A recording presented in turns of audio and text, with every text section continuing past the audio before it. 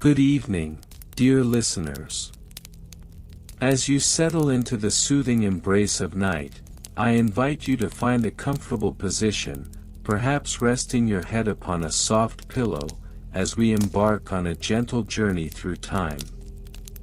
Tonight, we delve into a rather unique and often overlooked aspect of Viking life: the diligent maintenance of settlement dung heaps and the compliance regulations that govern this rather mundane yet essential part of their daily existence. In our fast-paced world, it is easy to overlook the quieter, more understated elements of history. Yet, it is these very details that can provide a deeper understanding of the lives lived centuries ago. As we explore the Viking settlements, we will uncover the significance of dung heap maintenance, which was crucial for both sanitation and agriculture. These practices may seem trivial at first, but they reflect a culture deeply attuned to their environment and the necessities of communal living. Allow yourself to relax as we discuss the origins of these maintenance schedules, designed to ensure that the settlements flourished, and the health of the community was preserved. We will meander through the various techniques employed by the Vikings to manage their dung heaps, exploring the materials used and the seasonal rhythms that dictated their schedules. You might find it interesting to know how these practices were influenced by geography and climate, and how they varied across different Viking settlements. As we delve deeper, we will touch upon the compliance regulations that accompanied these practices. Imagine, if you will, the gatherings of wise elders, coming together to discuss the importance of cleanliness and the role it played in their society. Picture the careful deliberations that must have taken place, as they crafted guidelines to ensure that everyone contributed to the upkeep of their home. Through these reflections, we will paint a picture of a community that, while rough and adventurous on the surface, had a profound appreciation for order and responsibility. As we navigate through this historical tapestry, I encourage you to breathe deeply, inhaling peace and exhaling any lingering tension. Allow the gentle rhythms of our exploration to lull you into a state of tranquility. This is a time for you to unwind, a time to let your thoughts drift like leaves upon a serene pond. We will also consider the broader implications of these practices, contemplating how the Vikings, known for their explorations and conquests, were also deeply rooted in the earth they inhabited. They understood the balance between taking from the land and giving back, a lesson that resonates with us even in our modern lives. As we draw nearer to the heart of our exploration, remember that the aim of this journey is not just to inform, but to soothe.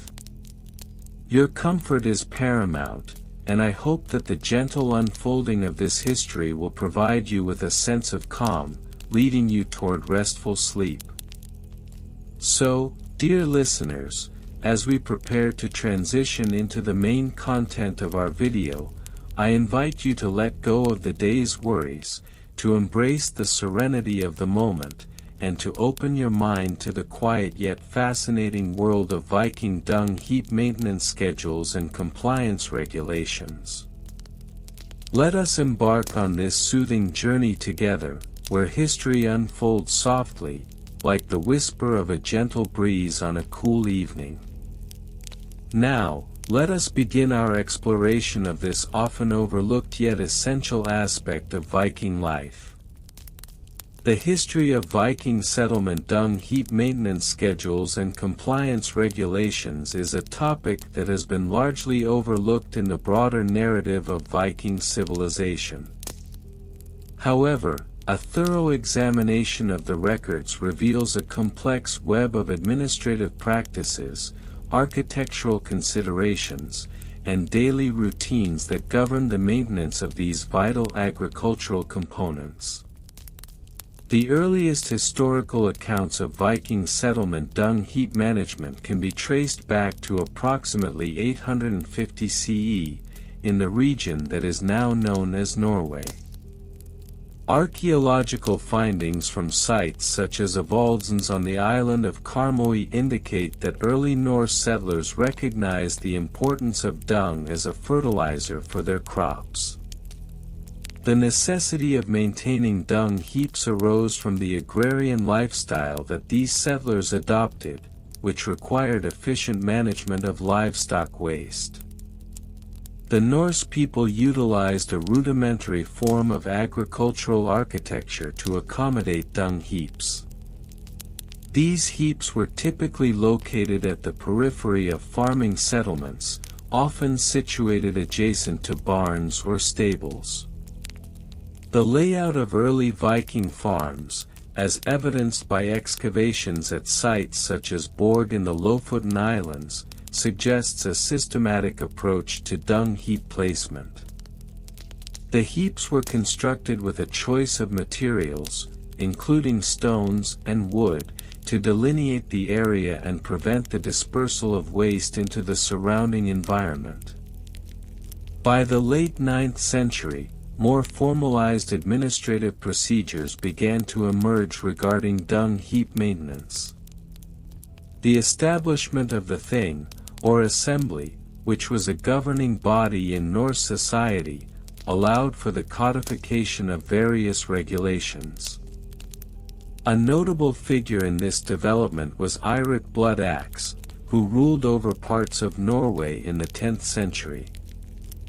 Under his reign, the thing enacted a series of ordinances that addressed agricultural practices, including the management of dung heaps. These ordinances outline specific regulations regarding the size and location of dung heaps, as well as the responsibilities of individual farmers in maintaining them. One of the significant regulations instituted during this period was the Dung Heap Compliance Code of 964 CE, which mandated that all farmers maintain their dung heaps to a minimum standard. This code required that heaps be no less than 2 meters in height and 3 meters in width, with specific allowances made for the type of livestock being managed.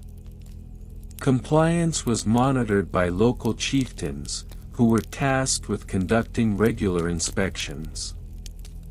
Failure to adhere to these regulations could result in fines or mandated community service, which often included the labor of hauling dung for a period of time.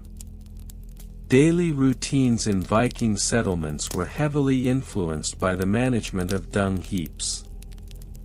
Farmers typically began their day at dawn, attending to livestock and subsequently collecting dung for the heaps. This process was labor-intensive and often required the participation of all able members of the household. The dung was collected using wooden shovels, which were designed specifically for this purpose, and transported to the heaps using sledges or carts. Once at the dung heap, the waste was layered and compacted to facilitate decomposition. This practice, documented in several runestones from the period, emphasized the importance of aeration and moisture retention in dung heap maintenance. The Vikings understood that the decomposition process was crucial in transforming the dung into a nutrient-rich fertilizer, thereby enhancing soil fertility for subsequent planting seasons. In addition to daily maintenance routines, seasonal practices were also established within Viking communities. During the spring, it was customary for farmers to conduct thorough inspections of dung heaps to ensure compliance with the Dung Heap Compliance Code. Inspections involved assessing the structural integrity of the heaps, checking for signs of vermin infestation, and determining whether the heaps met the requisite size and location standards. The records from the 10th century also indicate that certain rituals were associated with dung heap maintenance. It was believed that the fertility of the land was directly linked to the proper care of dung heaps, and as such, farmers would often invoke the blessings of Freyr, the god of fertility, during the maintenance process. These rituals involved offerings made near the dung heaps, which were meant to ensure a bountiful harvest. As Viking settlements evolved into larger agrarian societies by the late 10th century, so too did the complexity of dung heap management.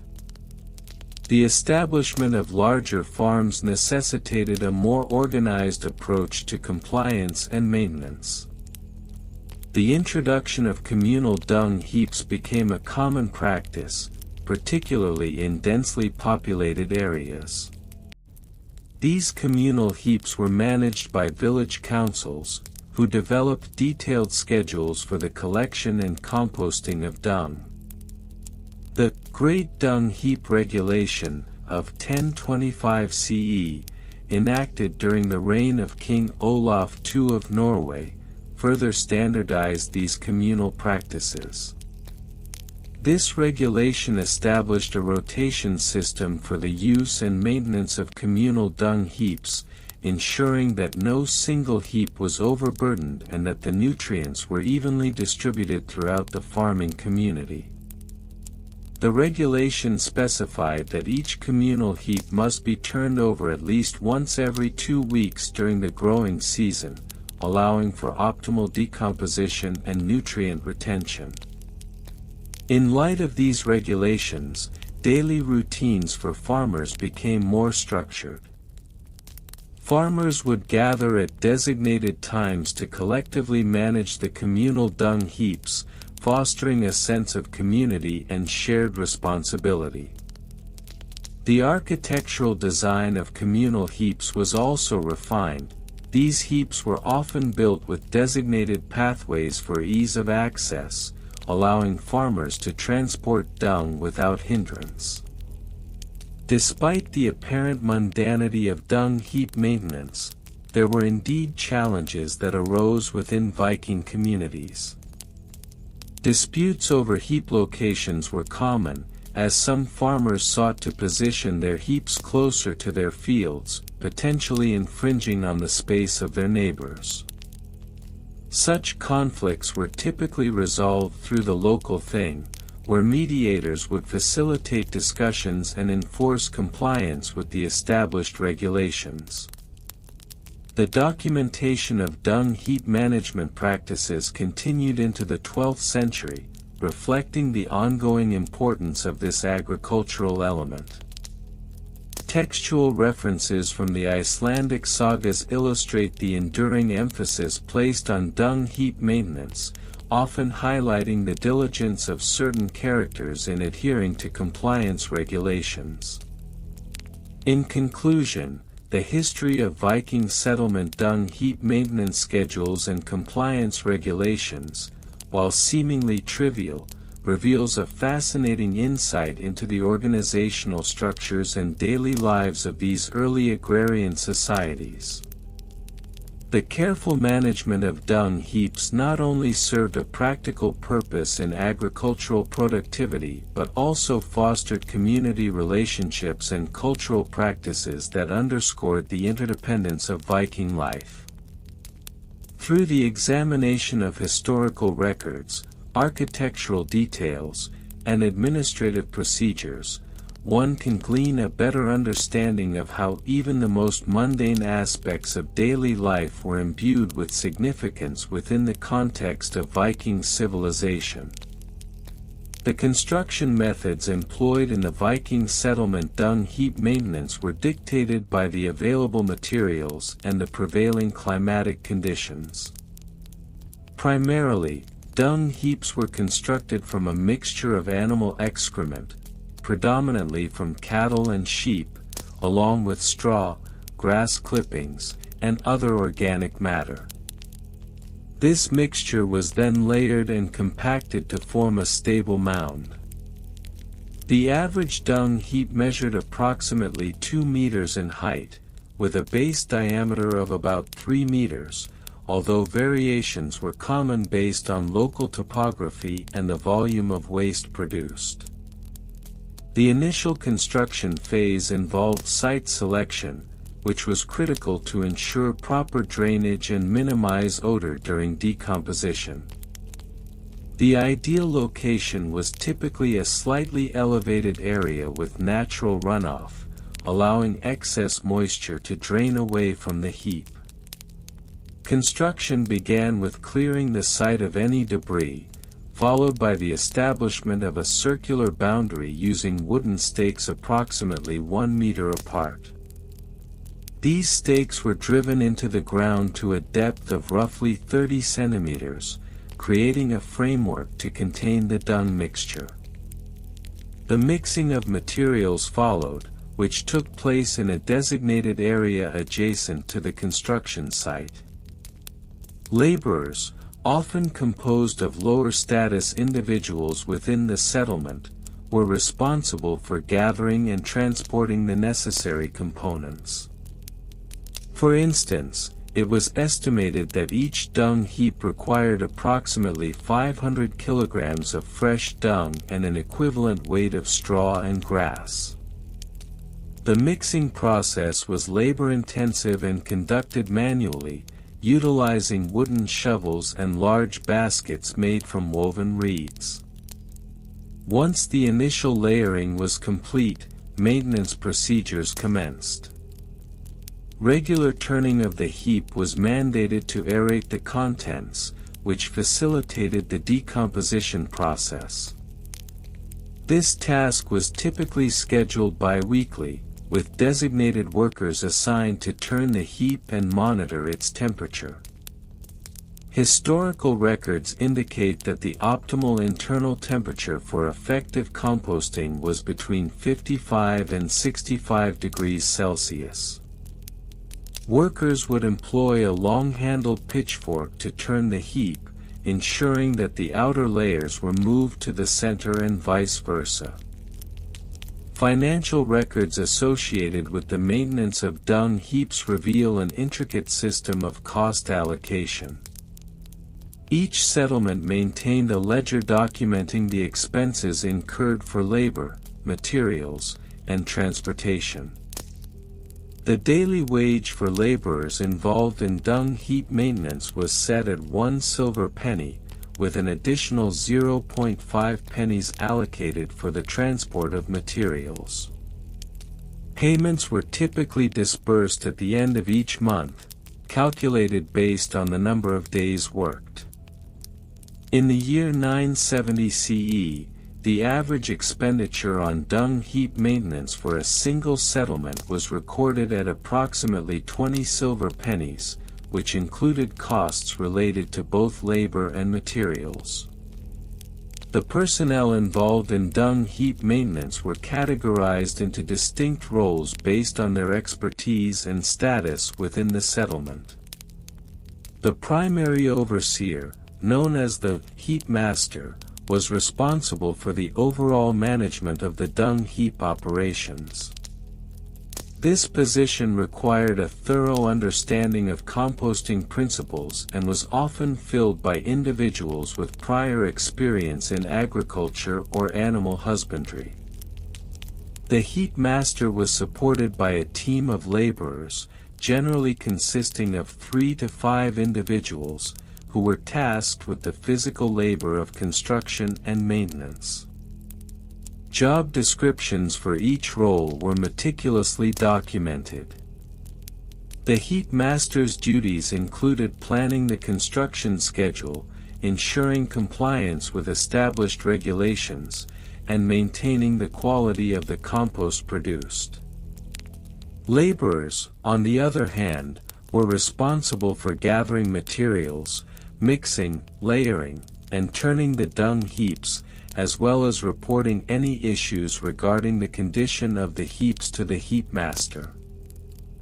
technical specifications for dung heap construction were rigorously outlined in settlement charters. These specifications included guidelines on the dimensions of the heap, the ratio of dung to straw, and the frequency of maintenance tasks.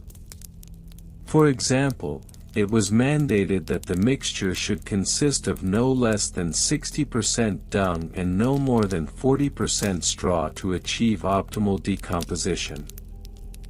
Furthermore, the charters specified that heaps should be constructed in a manner that allowed for at least 1 meter of space between adjacent heaps to prevent cross-contamination and facilitate air circulation. The legal aspects of dung heap maintenance were also documented, with specific compliance regulations established to ensure the health and safety of the settlement.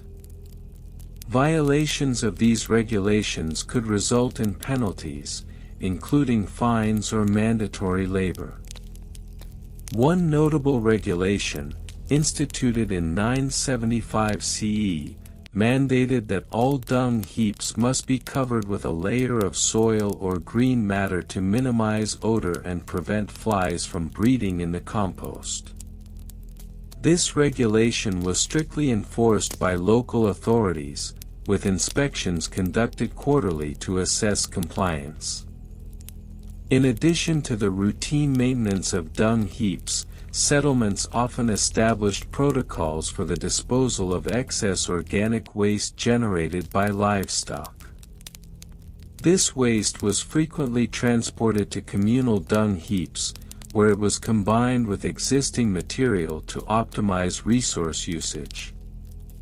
Historical accounts suggest that excess waste disposal was a significant concern, particularly during the peak agricultural season when livestock numbers swelled.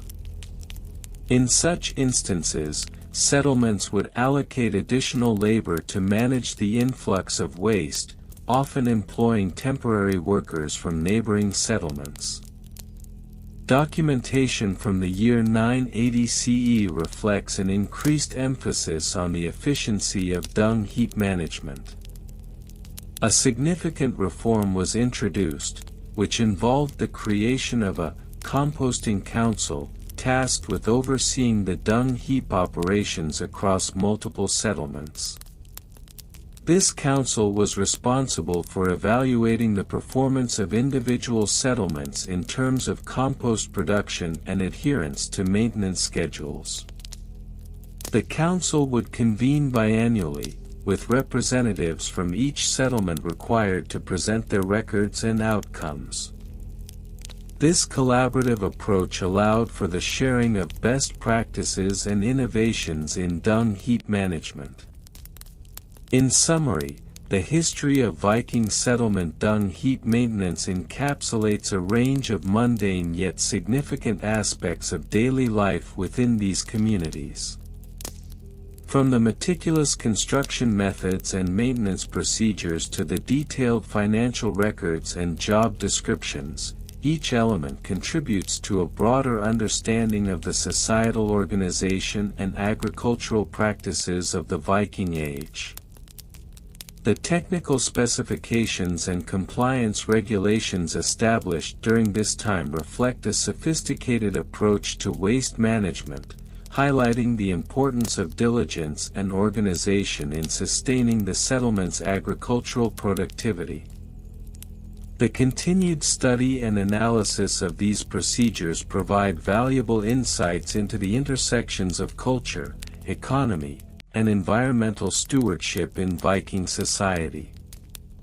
The commitment to maintaining effective dung heaps illustrates a pragmatic response to the challenges of agrarian life, ensuring that even the most unremarkable aspects of existence were managed with care and foresight. As such, the legacy of Viking dung heap maintenance serves as a testament to the enduring significance of agricultural practices in shaping the historical narrative of this remarkable civilization. The construction methods and materials utilized in the establishment of Viking dung heaps were dictated by the environmental conditions and available resources of the region. Generally, Viking settlements were situated near arable land, which facilitated the proximity of dung heaps to fields requiring fertilization. The construction of these dung heaps typically began with a rectangular or circular framework, measuring approximately 2 to 3 meters in diameter. This framework was often made of timber, utilizing locally sourced oak, birch, or pine, which were readily available in the Scandinavian forests. The wooden framework provided structural support and helped contain the organic matter. In regions with an abundance of clay, such as those near the Kattegat and Skagerrak Straits, the construction of dung heaps sometimes included a clay lining. This lining served to retain moisture and promote anaerobic decomposition, thus enhancing the nutrient content of the resultant fertilizer. The clay was typically harvested from pits located within a 5-kilometer radius of the settlement, with the labor for this task often being performed by the younger members of the community, under supervision of more experienced adults. Once the framework was established, the filling of the dung heap commenced. The primary material used was animal manure, predominantly from cattle, sheep, and goats, which were central to Viking agrarian practices. The dung was collected daily and layered within the framework, each layer measuring approximately 15 to 20 centimeters in thickness. The layering process was crucial, as it allowed for the aerobic bacteria to break down the organic matter efficiently. Alternatively, some settlements employed a mixed methodology, incorporating straw or wood shavings to aid in aeration and moisture retention within the heap. The maintenance procedures for Viking dung heaps were meticulous and varied according to seasonal demands. During the warmer months, particularly from late spring to early autumn, approximately May to September, regular inspections were conducted bi-weekly. These inspections involved assessing the moisture levels and the temperature of the heap, which ideally should range between 50 degrees Celsius and 60 degrees Celsius to facilitate effective decomposition. Should the temperature fall below this threshold, additional layers of fresh manure were applied to stimulate microbial activity. Moreover, the dung heaps required turning or aerating approximately every 4 weeks. This process involved using a sturdy wooden pitchfork, typically measuring 1.5 meters in length, to mix the contents of the heap thoroughly. Aeration not only helped in maintaining optimal temperatures but also reduced the risk of odor and pest infestations. The labor force assigned to this task typically consisted of 2 to 3 individuals, who would rotate responsibilities to mitigate fatigue and ensure thorough attention to detail. Financial records pertaining to dung heap maintenance were often documented in the ledgers of local chieftains or agricultural overseers, who kept meticulous accounts of resources allocated to this essential endeavor. For instance, in the year 950 CE, the records from a notable Norse settlement near present-day Oslo indicate an expenditure of 15 silver coins specifically earmarked for dung heap maintenance. These funds accounted for the purchase of tools, such as pitchforks and shovels, as well as compensation for labor. A daily wage for laborers involved in dung heap maintenance was approximately 2/3 of a silver coin, which allowed for the engagement of skilled workers while maintaining a sustainable budget. In addition to direct costs, the financial implications of dung heap maintenance extended to the overall agricultural yield. Historical records suggest that the application of composted dung could increase crop yields by as much as 30%. Therefore, the investment in dung heap maintenance was seen as a critical factor in the economic stability of Viking settlements. For example, in 970 CE, a settlement on the Isle of Gotland reported a bumper harvest of barley, attributed directly to the application of meticulously maintained dung heaps, which provided essential nutrients to the soil.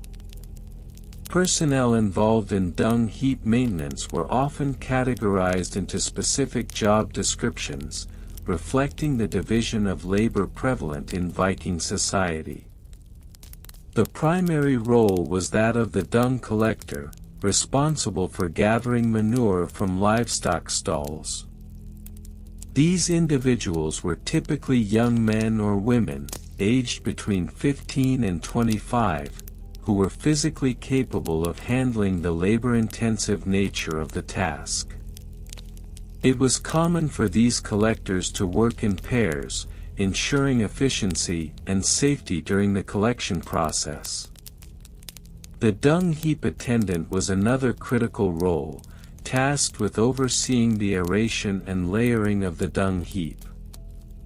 This position required a greater degree of experience, often held by individuals aged 30 or older, who had developed a keen understanding of composting processes over years of practical experience.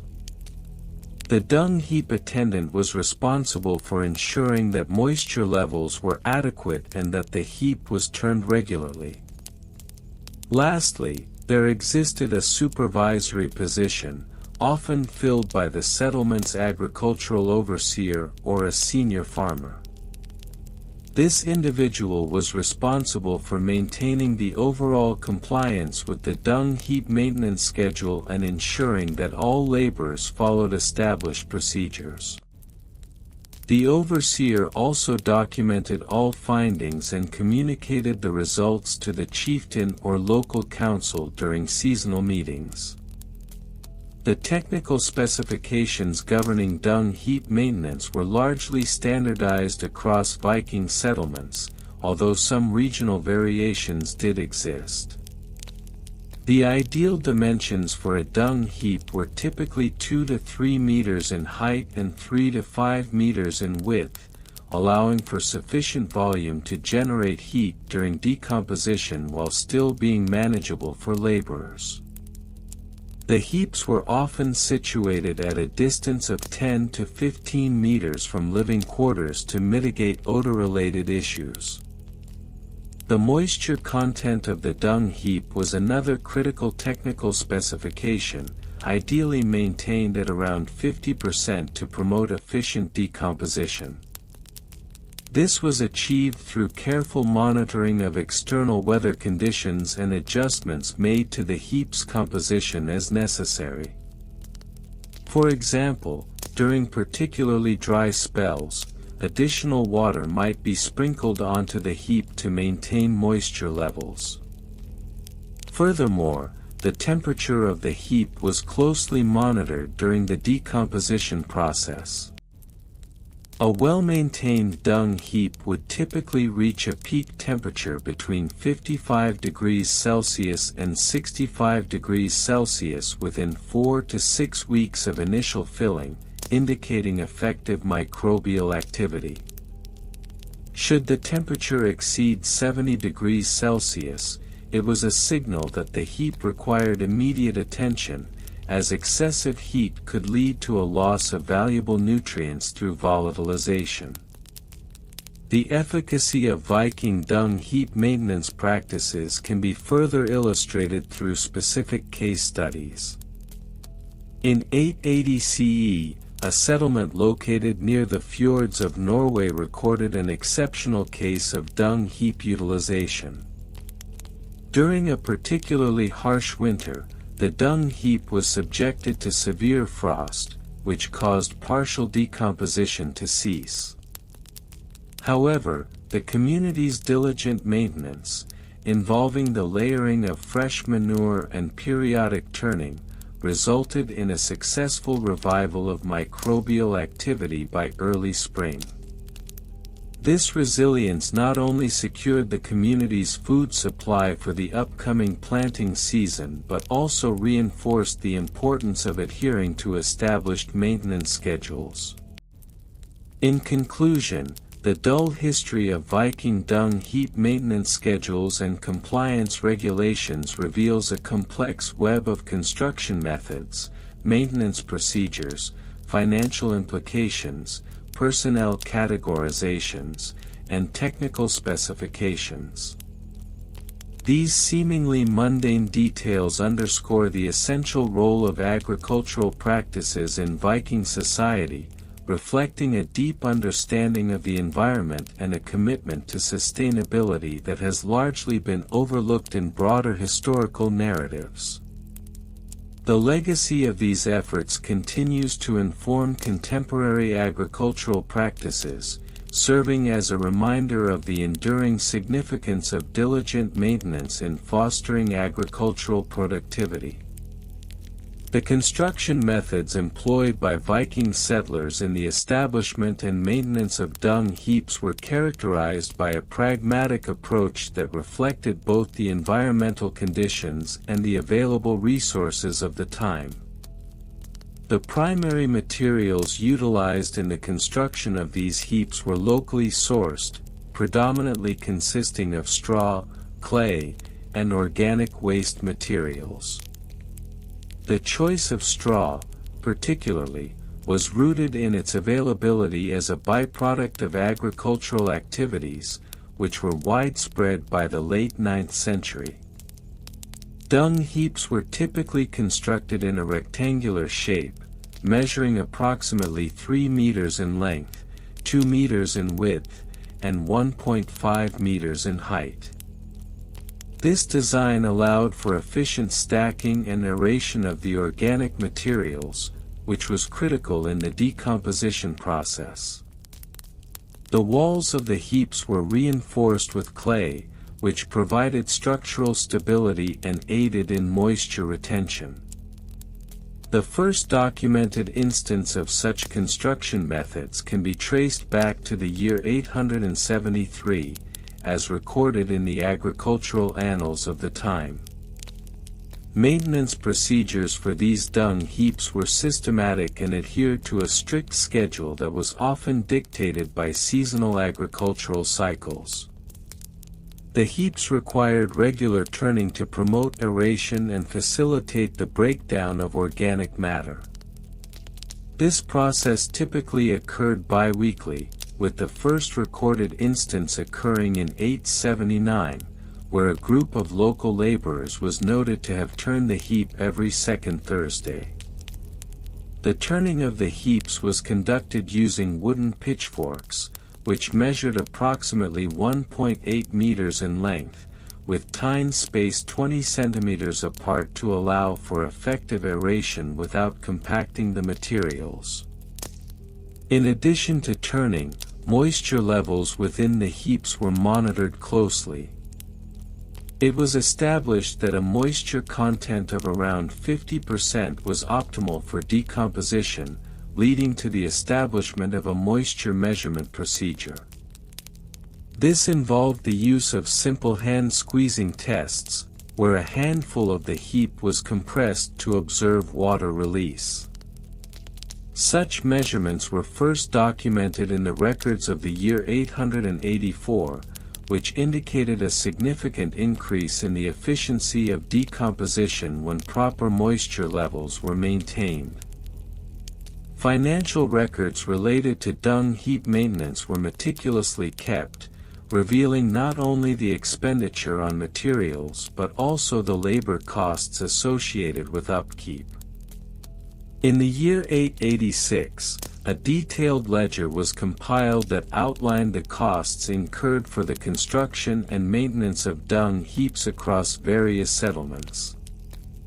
The average cost for constructing a single heap, including labor and materials, was recorded at approximately 12 silver coins. This figure remained relatively stable throughout the next 2 decades, reflecting the consistent availability of resources and labor.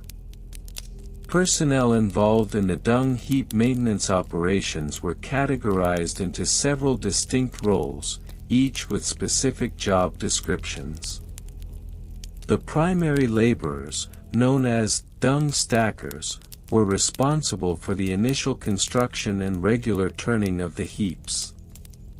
These individuals were generally skilled agricultural workers, often ranging from ages 18 to 45, and were expected to possess a minimum of 2 years of experience in agricultural practices. The first recorded instance of a formal job description for dung stackers can be traced back to 887, where it was noted that they were expected to work a minimum of 30 hours per week, primarily during the months of April through September. In addition to dung stackers, there were also moisture monitors, who were tasked with overseeing the moisture levels within the heaps. This role required a certain degree of technical knowledge pertaining to organic decomposition and moisture management, which was typically acquired through informal apprenticeships. The annual salary for moisture monitors was noted to be approximately 8 silver coins, a figure that was reviewed and adjusted every 5 years based on inflation and changes in agricultural practices. The technical specifications governing the maintenance of dung heaps were codified in a series of regulations that were first established in 890. These regulations outlined the acceptable dimensions and materials for heap construction, stipulating that all heaps must be constructed to a minimum height of 1 meter to ensure adequate decomposition.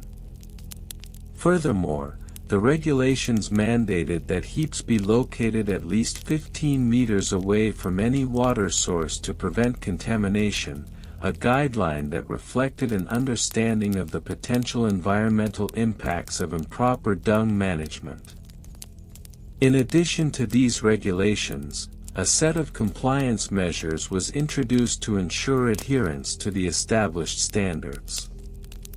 Regular inspections were conducted by local agricultural overseers, whose primary responsibility was to assess the structural integrity and maintenance status of the heaps. The first reported inspection took place in 891, where a total of 17 dung heaps were evaluated across 3 settlements. The findings from this inspection indicated a compliance rate of 82%, with the primary violations noted being insufficient height and inadequate moisture management. The financial aspect of dung heap maintenance also included considerations for the disposal of excess materials. It was common practice for settlements to periodically conduct dung removal days, during which surplus organic material was transported to designated areas for composting or direct application to fields. The first recorded dung removal day was held in 895, where it was noted that approximately 3.5 metric tons of material were redistributed to local fields, providing a substantial boost to soil fertility. This practice not only enhanced agricultural productivity but also reflected an early understanding of nutrient cycling within farming systems. Moreover, the use of dung as a fertilizer was extensively documented in agricultural texts, with references dating back to 900. The texts outlined the specific nutrient content of various dung types, with cattle dung noted to contain approximately 0.5% nitrogen, 0.2% phosphorus, and 0.5% potassium. Such detailed records contributed to the development of best practices in land management, emphasizing the importance of balanced nutrient application in promoting crop yields.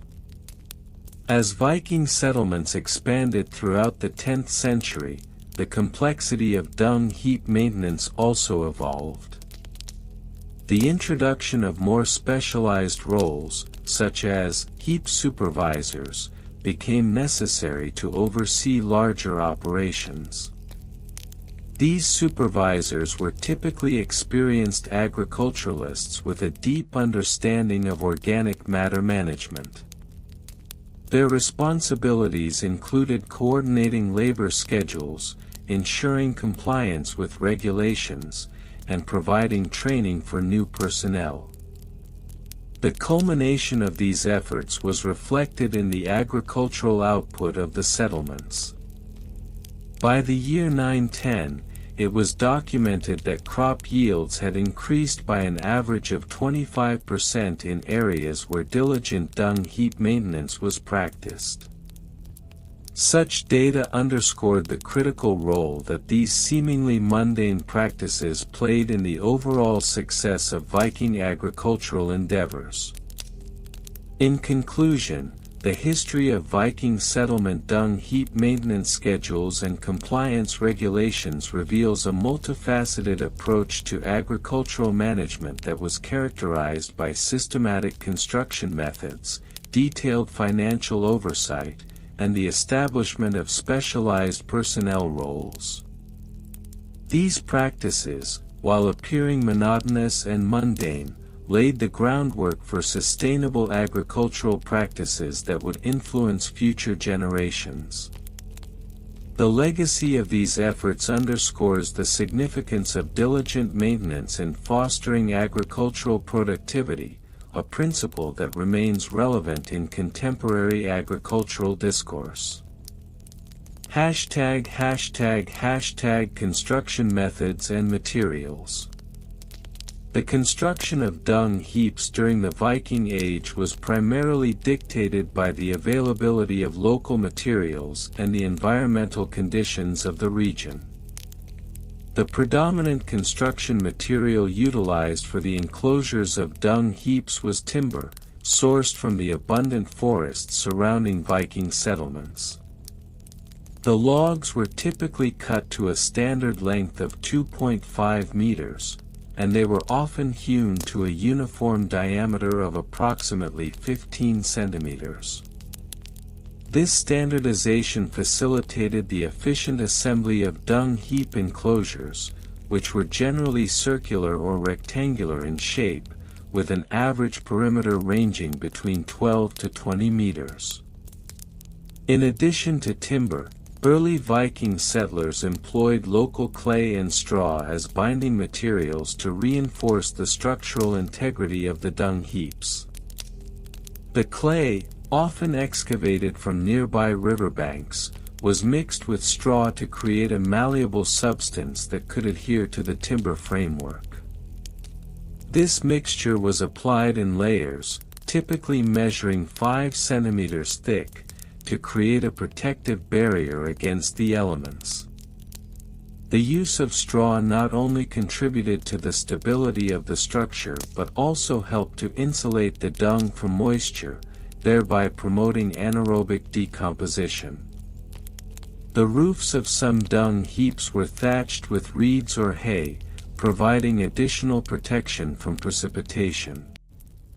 Thatching materials were generally harvested from local marshlands during the late summer months, typically between July and August, when the materials were at their driest and most pliable. This approach to construction ensured that the dung heaps were both functional and resilient, capable of withstanding the harsh winters characteristic of Scandinavian climates. ### Maintenance procedures. The maintenance of dung heaps was governed by a series of established procedures designed to ensure optimal decomposition and nutrient retention. Regular inspection of the heap was mandated, with a recommended frequency of bi-weekly assessments. These inspections typically involve checking for signs of moisture accumulation and structural deterioration. A moisture content threshold of 30% was established as a critical value, beyond which the heap was deemed at risk for anaerobic degradation. In instances where moisture levels exceeded the acceptable range, remediation procedures were implemented. This often involved the addition of dry straw or wood shavings, which served to absorb excess moisture and promote aeration within the heap. It was not uncommon for Viking farmers to utilize a pitchfork, measuring 1.5 meters in length with tines spaced 20 centimeters apart, to turn the heap periodically. This practice, referred to as aerating the heap, was conducted at least once monthly to facilitate the circulation of air and enhance microbial activity. Additionally, the heaps were monitored for temperature fluctuations, with an ideal range of 40 to 60 degrees Celsius considered optimal for microbial activity. Thermometric devices, though rudimentary, were employed to gauge internal temperatures, often utilizing a simple metal rod inserted into the center of the heap. Should the temperature exceed 70 degrees Celsius, indicating a risk of fire or spontaneous combustion, immediate action was taken to alleviate the heat by adjusting the heap structure or moisture content. ### Financial records and costs. The financial implications of dung heap maintenance were significant, albeit often understated in historical records. The costs associated with the construction and upkeep of a dung heap were carefully documented, with expenditures itemized in ledger books that were maintained by the village scribe. These records reveal that the average cost of timber per cubic meter was approximately 2.5 silver pennies, while clay and straw combined had a cost of roughly 1 silver penny for a suitable quantity. In a typical settlement, a dung heap would require around 10 cubic meters of timber for construction, amounting to a total material cost of 25 silver pennies. Labor costs, which were often compensated in the form of barter, were estimated at 5 silver pennies per day, with each laborer expected to contribute a minimum of 2 days per month to maintenance activities. Thus, the cumulative monthly expenditure on dung heap maintenance for a modest Viking farm could range between 30 to 50 silver pennies, depending on the size and complexity of the heap. Moreover, the financial benefits derived from well-maintained dung heaps were documented as contributing to crop yields. Historical records indicate that a properly managed dung heap could enhance crop productivity by up to 30%, a factor that was extensively analyzed in seasonal agricultural reports submitted to local chieftains. These reports often highlighted the correlation between dung heap management practices and the economic stability of the settlement, further emphasizing the need for stringent compliance with established maintenance schedules. ### Personnel and job descriptions. The personnel involved in dung heap maintenance were typically drawn from the local farming community and comprised various roles, each with specific responsibilities. The primary role was that of the dung master, a title bestowed upon the individual responsible for overseeing all aspects of dung heap management. The dung master was expected to possess a comprehensive understanding of composting techniques and to maintain meticulous records of heap conditions. Supporting the dung master were heap tenders, who were tasked with the physical labor associated with heap construction and maintenance. This role was often filled by younger members of the community, typically aged between 12 to 18 years, who were trained in the proper techniques of aeration and moisture management. A typical heap tender would work under the supervision of the dung master, receiving instruction on the appropriate methods for turning the heap and monitoring its conditions. In addition to these roles, material gatherers played a crucial part in sourcing the necessary inputs for dung heap construction and maintenance. These individuals were responsible for procuring timber, clay, and straw from local resources. The material gatherers would often work in teams, utilizing hand tools such as axes and shovels to gather materials, and were expected to report back on the quality and quantity of resources collected. Furthermore, a quality assessor might be appointed to evaluate the effectiveness of the dung heap in enhancing soil fertility. This role was generally filled by an elder or experienced farmer, who would provide insights based on their observations of crop yields and soil conditions. The quality assessor's evaluations were crucial in informing the community about the efficacy of their maintenance practices and were often incorporated into annual agricultural assessments. #Technical specifications. The technical specifications of dung heaps during the Viking Age were rather rudimentary, yet they encompassed a variety of critical aspects that ensured their functionality. The typical dung heap was constructed to a height of approximately 1.5 meters, with a base diameter or width of around 3 to 4 meters, depending on the volume of manure generated by the livestock.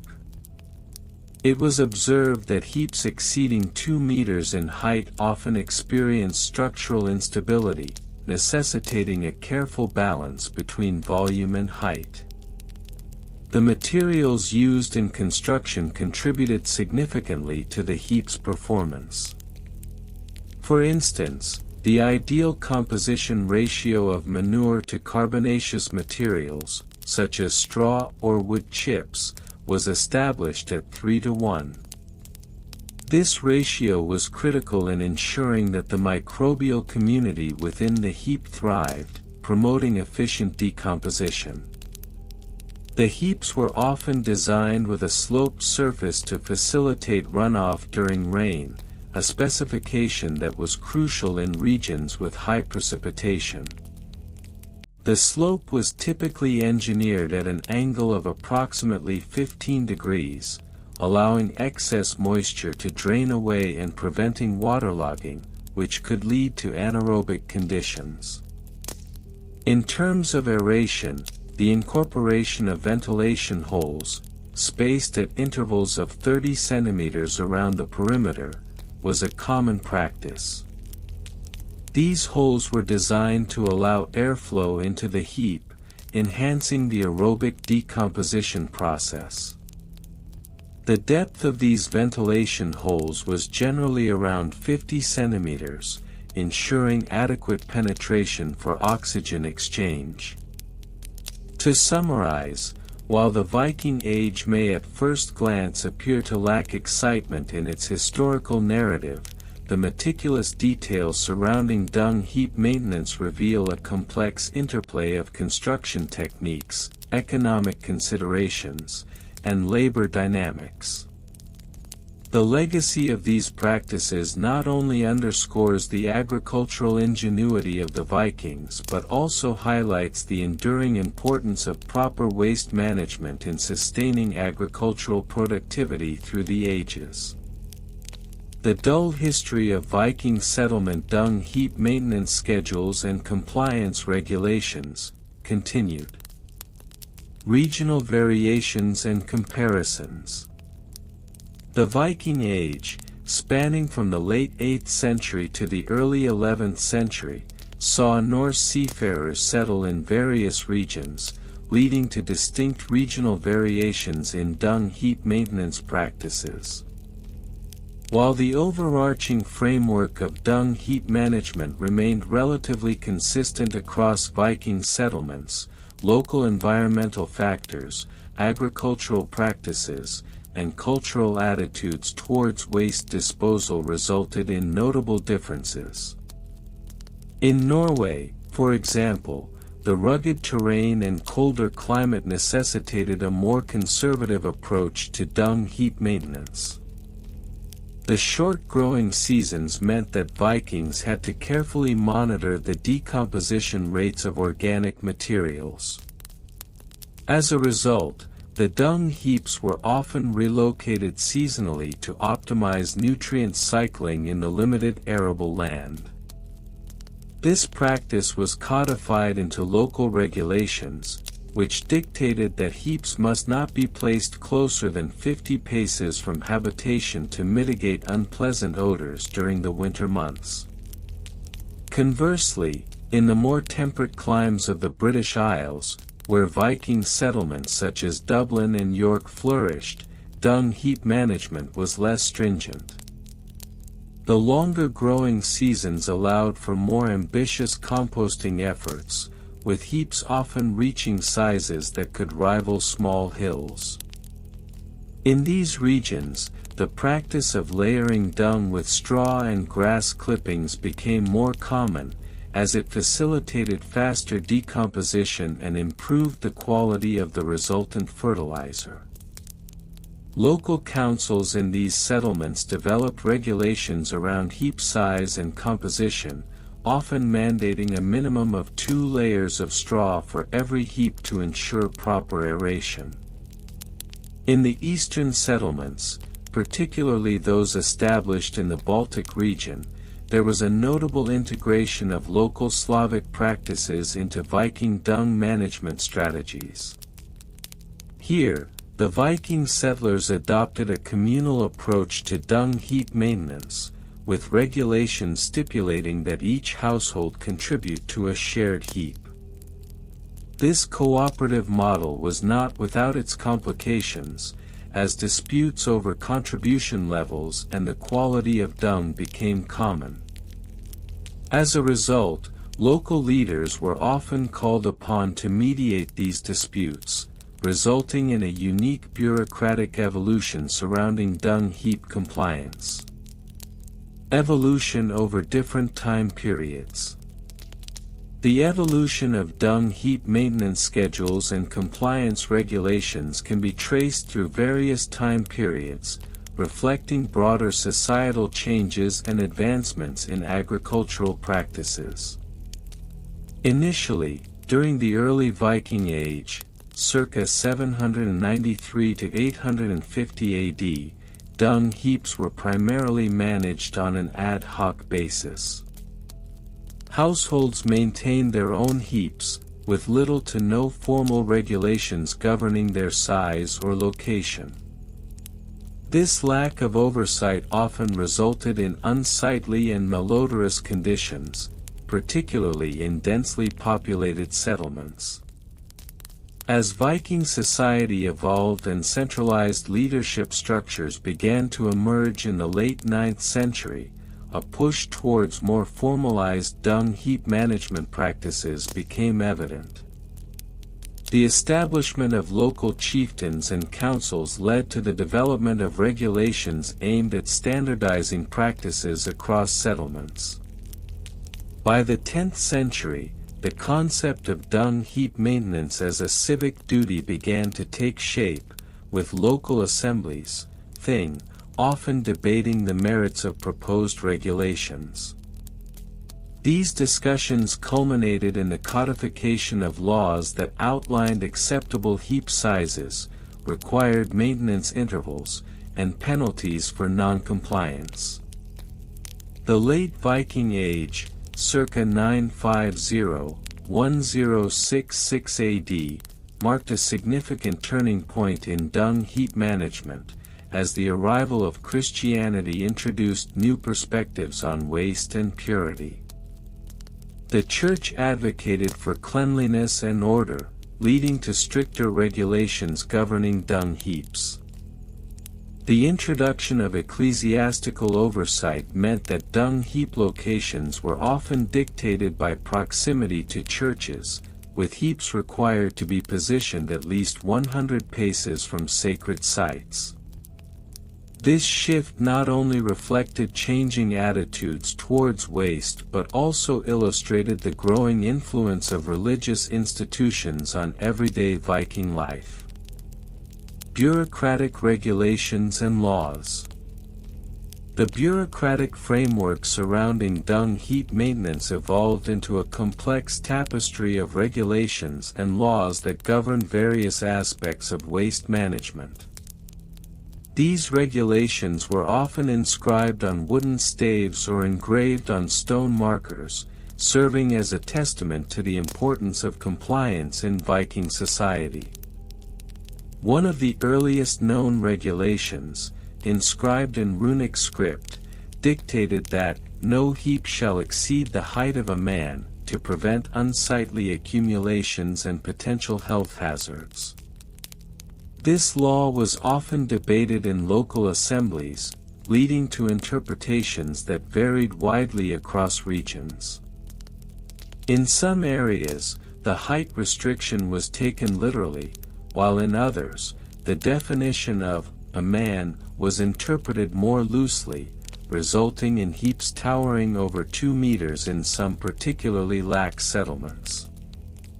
In addition to height regulations, compliance laws also addressed the frequency of maintenance. The Monthly Heap Maintenance Act specified that all dung heaps should be turned and aerated at least once a month during the growing season. This act was especially significant in regions with high moisture levels, where anaerobic conditions could lead to foul odors and attract pests. Failure to comply with this regulation often resulted in fines or community service, which typically involved assisting in the maintenance of communal heaps. Further complicating the bureaucratic landscape were the local variances in enforcement. In some settlements, compliance was strictly monitored by appointed overseers, known as heap wardens, who conducted regular inspections and documented their findings in local records. In contrast, other regions adopted a more hands-off approach, relying on communal self-regulation, which often led to inconsistencies in heap maintenance practices. The introduction of standardized measurements for dung heaps also played a crucial role in the bureaucratic evolution of waste management. In the 10th century, the use of the Viking foot, approximately 30 centimeters in length, became the standard for heap dimensions.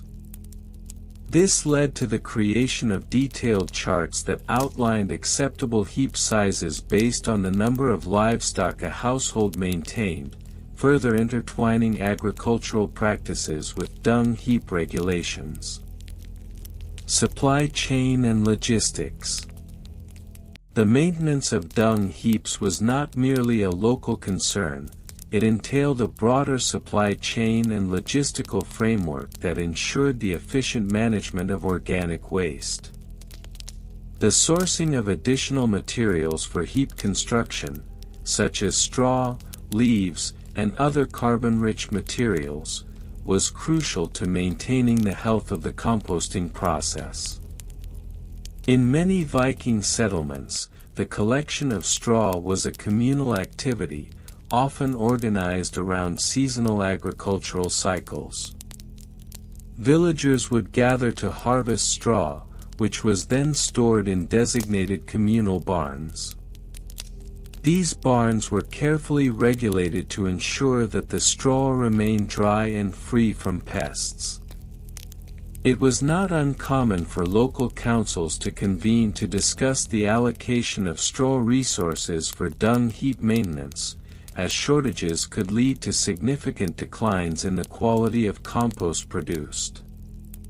Transportation logistics also played a vital role in dung heap maintenance. In regions where settlements were dispersed, the movement of materials necessitated the use of sleds or carts. Local regulations often stipulated designated routes for transporting dung to minimize disruption to other agricultural activities, and heavy penalties were imposed for any spillage along these paths.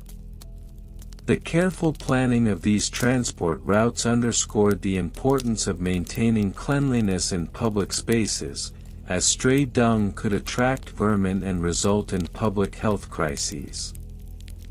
Furthermore, the incorporation of trade networks into the supply chain of dung heap maintenance cannot be overlooked. As Viking traders interacted with neighboring cultures, they exchanged not only goods but also agricultural knowledge. The introduction of new composting techniques, such as the use of fish scraps as a nitrogen source, spread through these networks, further enhancing the quality of compost produced in Viking settlements. Record-keeping methods. The meticulous nature of dung heap maintenance necessitated robust record-keeping methods to ensure compliance with regulations and to track the effectiveness of various practices. While Viking society is often romanticized as an oral culture, evidence suggests that written records played a significant role in the administration of dung heap management. Runestones, for instance, were sometimes inscribed with details regarding the maintenance of communal dung heaps, including dates of last inspections and compliance status. These stones served as both legal documents and public reminders of civic responsibilities. Additionally, wooden tablets, typically made from birch bark, were employed to keep records of heap dimensions, maintenance schedules, and contributions of materials from individual households. The emergence of more sophisticated record-keeping methods coincided with the establishment of local councils. As these councils convened to discuss regulations, minutes were often recorded and preserved, detailing the outcomes of debates and the rationale behind newly enacted laws. These records provided invaluable insights into the evolving practices of dung heap maintenance and the socio-political dynamics of Viking settlements. Notably, the introduction of ink, derived from natural sources such as soot and tree sap, allowed for more durable documentation. Scribes, often literate members of the clergy or local officials, began to take on the responsibility of maintaining these records, leading to a formalization of record-keeping practices that extended beyond dung heap management and into other civic domains. In conclusion, the history of Viking settlement dung heap maintenance schedules and compliance regulations reveals a rich tapestry of regional variations, bureaucratic evolution, logistical considerations, and meticulous record-keeping. The mundane details of dung management offer a glimpse into the complexities of Viking life, illustrating how even the most seemingly trivial aspects of daily existence were intertwined with broader societal dynamics and cultural practices. As we continue to explore this tedious history, it becomes increasingly clear that the Viking commitment to efficient waste management played a crucial role in sustaining their communities and agricultural endeavors. The dull history of Viking settlement dung heap maintenance schedules and compliance regulations, Part 7. As we delve into the intricacies of dung heap maintenance schedules and compliance regulations across various Viking settlements, it becomes apparent that regional variations played a crucial role in shaping the practices and norms surrounding this often overlooked aspect of Viking life. Each settlement, whether nestled along the rugged coastlines of Norway, the verdant valleys of Ireland, or the windswept plains of Iceland, developed its own idiosyncratic approaches to dung heap management, influenced significantly by local agricultural practices, climatic conditions, and cultural attitudes toward waste. Regional variations and comparisons. In the northern reaches of Norway, where the harsh maritime climate and rocky terrain posed unique challenges, Viking settlers adopted a more defensive strategy in dung heap management. The short growing season necessitated the careful preservation of nutrients, leading to the implementation of stringent dung heap maintenance schedules. Settlers often employed a triennial rotation system, wherein heaps would be turned and aerated every 4 months, ensuring that the decomposition process was optimized while minimizing the risk of nutrient leaching due to heavy rains. Conversely, in the fertile lowlands of Denmark, where the soil was rich and the agricultural output substantial, regulations around dung heaps were less stringent. Here, the focus shifted from meticulous maintenance to effective application. The annual Dung Heap Festival, a vital cultural event, allowed for the communal assessment and redistribution of dung, fostering a sense of shared responsibility and communal compliance with local regulations. It was during this festival that villagers would gather to discuss the quality of dung, the best mixing techniques, and the optimal ratios of dung to soil for various crops. In the British Isles, Viking settlements, particularly in the Orkney Islands, exhibited a hybrid approach. The unique climatic conditions, characterized by frequent rainfall and mild temperatures, led settlers to create elevated dung heaps to prevent waterlogging.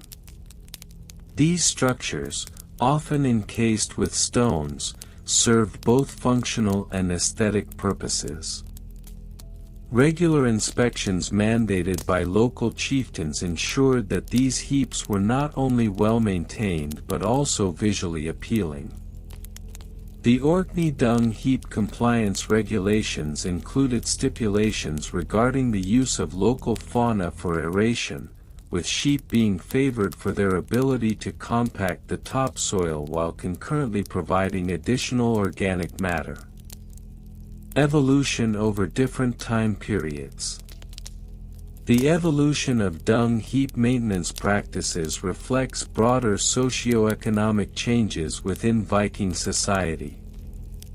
During the early Viking Age, circa 800–1000 CE, dung heaps were primarily utilitarian, serving the immediate needs of subsistence farming. Regulations were often informal and based on oral traditions, with knowledge passed down through generations. The primary focus was on maintaining sufficient nutrient levels to support crop yields, as failure to do so would result in dire consequences for the community. However, as Viking society transitioned into the late Viking Age, circa 1000 to 1100 CE, marked by increased trade and interaction with neighboring cultures, a more structured approach to dung heap management began to emerge. This period saw the establishment of local governing bodies that instituted formal regulations regarding dung heap construction, maintenance, and usage. The introduction of written records, primarily in the form of runestones and sagas, provided a means of codifying these regulations, ensuring compliance and accountability among settlers. The late Viking Age also witnessed the adoption of more sophisticated agricultural techniques, including crop rotation and the introduction of new types of livestock. Consequently, dung heaps became more complex systems, requiring adherence to a more detailed set of compliance regulations. For instance, Records from an archaeological dig in the region of modern-day Sweden indicate that by the end of the Viking Age, settlements mandated the separation of dung from different livestock species to enhance the quality of the resultant manure. This period also saw the inception of dung heap apprenticeships, wherein younger members of the community learned the intricacies of dung management from seasoned veterans. Bureaucratic regulations and laws. The development of bureaucratic regulations surrounding dung heaps was a reflection of the increasing complexity of Viking society. Local chieftains or jarls often served as the primary enforcers of these regulations, wielding their authority to ensure compliance among their subjects. The governing laws typically outlined specifications regarding the dimensions of dung heaps, the materials permissible for construction, and the guidelines for maintenance schedules. For instance, in the early 11th century, a collection of laws known as the Heaps of Dung Codex was drafted in a significant settlement in what is now Norway. This codex stipulated that dung heaps could not exceed a height of 3 feet, ensuring that they remained manageable and less prone to collapse. Furthermore, the codex mandated the use of specific containment materials, such as wooden planks or stone walls, to prevent the spread of noxious odors and vermin. The legal repercussions for non-compliance were also severe. Settlers found to be neglecting their dung heaps faced penalties ranging from fines to community service, often in the form of assisting neighbors with their dung heaps.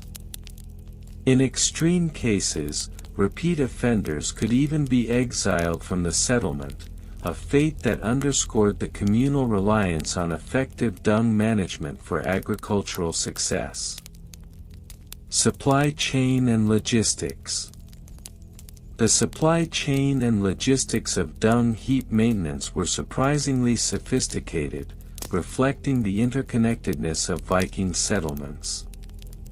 The procurement of materials for dung heap construction, such as timber for containment or straw for aeration, often involved trade networks that extended as far as the Mediterranean and the far reaches of the Arctic. Timber from the dense forests of Sweden was exchanged for peat from the bogs of Ireland, illustrating a barter system that facilitated the sharing of resources critical to effective dung heap maintenance. Moreover, the logistics of transporting dung itself were a point of meticulous planning. Settlements typically designated specific routes for dung carts, ensuring that the transfer of manure to fields was efficient and minimally disruptive to daily life. These routes were often lined with markers indicating the optimal travel time between the dung heap and the fields, with some settlements maintaining detailed maps to aid in navigation. Additionally, the use of pack animals, particularly horses and oxen, played a vital role in the logistics of dung management. Records indicate that specific breeds were preferred for their strength and endurance, with local farmers often engaging in breeding programs to enhance these traits. The care of these animals was closely tied to dung management, as their waste was frequently composted and added back into dung heaps, creating a cyclical relationship between livestock care and dung heap maintenance. Record-keeping methods. The methods of record-keeping surrounding dung heap management evolved significantly over the Viking Age. While early records were primarily oral, the introduction of runic inscriptions marked a turning point in the documentation of dung heap regulations. Stones and wooden tablets inscribed with maintenance schedules, compliance regulations, and even communal assessments of dung quality became commonplace in many settlements. Archaeological findings in settlement sites have revealed that dedicated scribes, often part of the local chieftain's retinue, were responsible for maintaining these records. These individuals utilized a variety of materials, including birch bark and animal hides, to create durable logs that could withstand the elements. The practice of annual audits, wherein community members would gather to review the records and assess compliance, became a key component of the dung management process. As Viking society continued to evolve, so too did record-keeping methods. The advent of the Christian Church brought about a new wave of documentation, with clergy often taking on the role of record keepers. This shift led to the introduction of more formalized documentation practices, including the use of parchment, which allowed for greater detail and longevity. By the end of the Viking Age, a system resembling modern bookkeeping had emerged, with ledgers meticulously detailing not only dung heap maintenance but also the financial implications of non-compliance. Conclusion. The history of Viking settlement dung heap maintenance schedules and compliance regulations, while seemingly mundane, reveals a rich tapestry of agricultural practices, social structures, and cultural attitudes. Regional variations, bureaucratic regulations, logistical considerations, and record-keeping methods all played integral roles in the development of these practices, highlighting the importance of dung management in the sustainability of Viking settlements. As we reflect on this dull yet fascinating history, we gain a deeper appreciation for the seemingly insignificant aspects of life that underpin the success of one of history's most iconic cultures. ### Regional variations and comparisons. Within the vast expanses of Viking settlement territories, a multitude of regional variations arose in the maintenance of dung heaps, reflecting local environmental conditions, agricultural practices, and cultural attitudes toward waste management.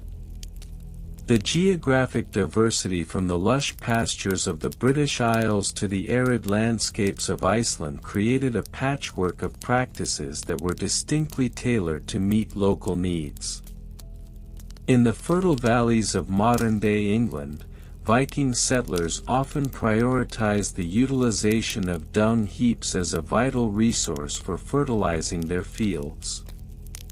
Here, the dung was typically mixed with straw and ash, maximizing its utility as a soil amendment. The copious rainfall further facilitated the breakdown of organic materials, leading to a more efficient composting process. In contrast, in the drier regions of Scandinavia, where prolonged periods of frost limited agricultural activity, dung heaps tended to be constructed with a focus on insulation and preservation rather than immediate use. The heaps were often covered with a layer of peat to retain moisture and heat, ensuring that the contents would not freeze solid during the harsh winters. Furthermore, the cultural significance of dung heaps varied significantly.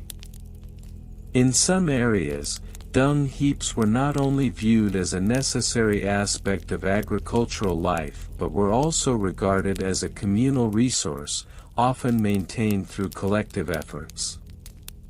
For instance, in the coastal settlements of Norway, it was common for neighboring families to collaborate on dung heap construction and maintenance, forming a social fabric around this otherwise mundane task. In contrast, in the more isolated settlements of Greenland, where resources were scarce, individual families tended to manage their dung heaps in solitary fashion, leading to a more insular approach to waste management. Evolution over different time periods. The evolution of dung heap maintenance practices can be traced through several distinct periods, reflecting changes in societal organization, agricultural technology, and environmental awareness. During the early Viking Age, c. 793 to 850 AD, the rudimentary nature of dung heap management was characterized by haphazard practices. Dung was typically piled in proximity to the dwelling, forming unsightly mounds that attracted pests and emitted unpleasant odors. The primary objective during this time was merely to avoid waste. Little thought was given to the efficacy of the practices employed. As Viking society progressed into the High Middle Ages, c. 850–1150 AD, a notable shift occurred. With the establishment of more permanent settlements and a growing understanding of agricultural practices, dung heap management began to reflect a more systematic approach. The implementation of seasonal schedules for dung removal and heap maintenance became more common, with specific responsibilities designated to various household members. This era also saw the emergence of rudimentary regulations surrounding dung heap hygiene, as communities recognized the potential health hazards posed by poorly maintained heaps. The late Middle Ages, circa 1150 to 1300 AD, ushered in an era of bureaucratic oversight, where the establishment of local governance structures began to codify dung heap maintenance practices. This period marked the introduction of formal regulations regarding the placement, size, and management of dung heaps. Communities began to develop a vested interest in the hygienic practices surrounding waste, leading to the establishment of rules that dictated how far dung heaps must be situated from water sources and living quarters. Bureaucratic regulations and laws. The codification of regulations surrounding dung heap maintenance was primarily driven by the necessity to protect public health and improve agricultural productivity. Local assemblies, known as Thing, became the forum for discussing and implementing these regulations, reflecting a growing awareness of the interconnectedness of sanitation and agriculture. One of the primary laws instituted during this period was the Regulation of Dung Heap Proximity, which mandated that all dung heaps must be located a minimum distance of 20 paces from any dwelling or water source. This regulation was often accompanied by a fine for non-compliance, which served as an incentive for families to adhere to the guidelines. Additionally, the Dung Heap Maintenance Protocol outlined specific timelines for the removal and redistribution of dung, ensuring that heaps were not allowed to reach excessive sizes that could lead to overflow and subsequent environmental contamination. Moreover, inspections became a routine part of community governance. Local officials, often referred to as heap wardens, were charged with the responsibility of ensuring compliance with dung heap regulations. Inspectors would conduct regular visits to assess the size, odor, and overall maintenance of dung heaps, armed with a set of criteria that included visual inspection and olfactory assessments. Failure to comply with regulations often resulted in mandatory remediation efforts and, in extreme cases, the dismantling of improperly maintained heaps. Supply chain and logistics.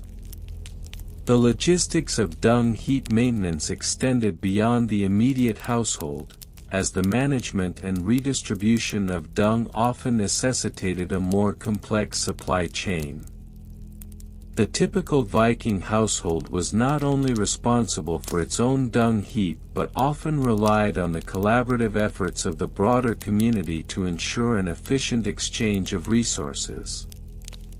The procurement of materials for dung heap construction itself was a logistical endeavor. The collection of straw, a critical component for mixing with dung to enhance aeration and decomposition, required coordination among multiple households. In regions where straw was scarce, such as the rocky terrains of Iceland, communities often engaged in barter systems, trading fish or other goods for straw from neighboring areas. Once dung was properly composted, its redistribution became a matter of strategic planning. The traditional method involved transporting dung on sledges, specially designed for ease of movement over rugged terrain. These sledges were often constructed with reinforced sides to prevent spillage and were pulled by livestock or manpower. The timing of this transport was critical. It was essential to apply the composted dung to fields at the appropriate stage of crop growth, which necessitated close communication among farmers. Additionally, some communities established dung cooperatives, where several households would pool their resources to maintain larger, more efficient dung heaps. This collaboration allowed for bulk processing and distribution of compost, ultimately enhancing soil fertility across wider areas. However, the logistics of such cooperatives required significant planning, including the scheduling of dung collection and transportation, as well as the maintenance of communal heaps. #Record-keeping methods. The importance of record keeping in the management of dung heaps cannot be overstated. In a society where agricultural output directly influenced economic stability and community well-being, meticulous documentation became essential. The methods of record keeping evolved over time, influenced by the increasing complexity of societal structures and the growing necessity for accountability. In the early Viking Age, record keeping was largely oral. Elders or community leaders would often relay information about dung heap maintenance practices and responsibilities through communal gatherings. However, as the Viking Age progressed, the need for more formalized documentation became evident. The advent of runic inscriptions provided an early means of recording important agricultural dates, such as when dung was added to heaps and when it was redistributed to fields. By the High Middle Ages, the introduction of parchment and ink allowed for more comprehensive record-keeping practices. Local officials began to maintain written logs documenting compliance with dung heap regulations, including inspections, maintenance schedules, and community contributions to communal heaps. These records were often maintained in a central repository, typically a communal hall or meeting house, where they could be accessed by community members and overseen by local authorities. The meticulous nature of record keeping extended even to the social dynamics of dung heap maintenance. Some households created detailed family records that outlined the responsibilities of each member concerning dung heap management, including who was responsible for collection, mixing, and application. Such documentation served not only as a means of accountability but also as a historical record of family contributions to agricultural sustainability. In summary, the evolution of Viking settlement dung heap maintenance schedules and compliance regulations reveals a fascinating tapestry of regional variations, bureaucratic developments, logistical challenges, and record-keeping practices. While seemingly mundane, the intricate dynamics of dung heap management underscore the profound interconnectedness of agricultural practices, community governance, and environmental stewardship in Viking society. The dull history of Viking settlement dung heap maintenance schedules and compliance regulations. Part 9, Regional Variations and Comparisons.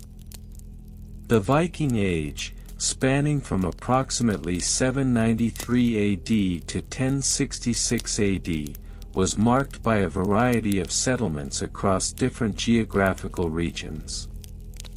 Each region displayed unique practices in dung heap maintenance, influenced by local environmental conditions, agricultural practices, and socio-political structures.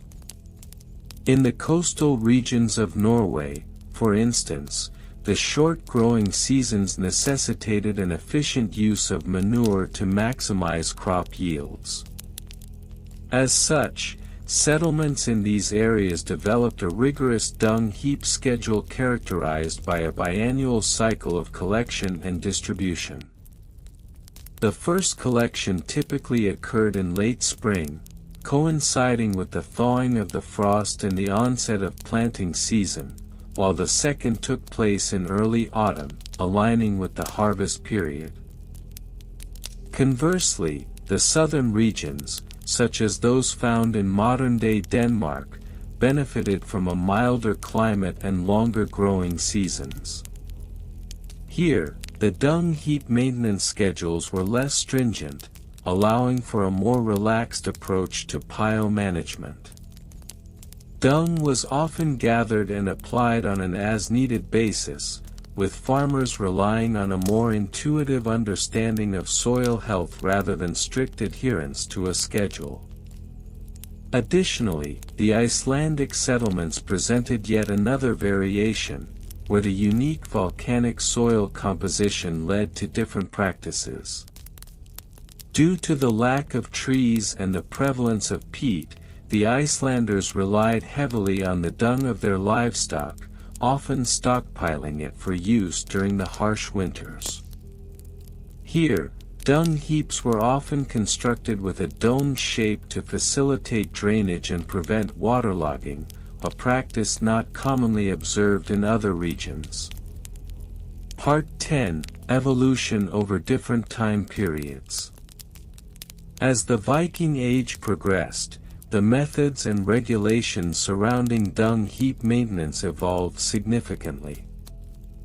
Initially, during the early Viking period, the maintenance of dung heaps was largely a communal effort, with neighbors collaborating to manage their waste.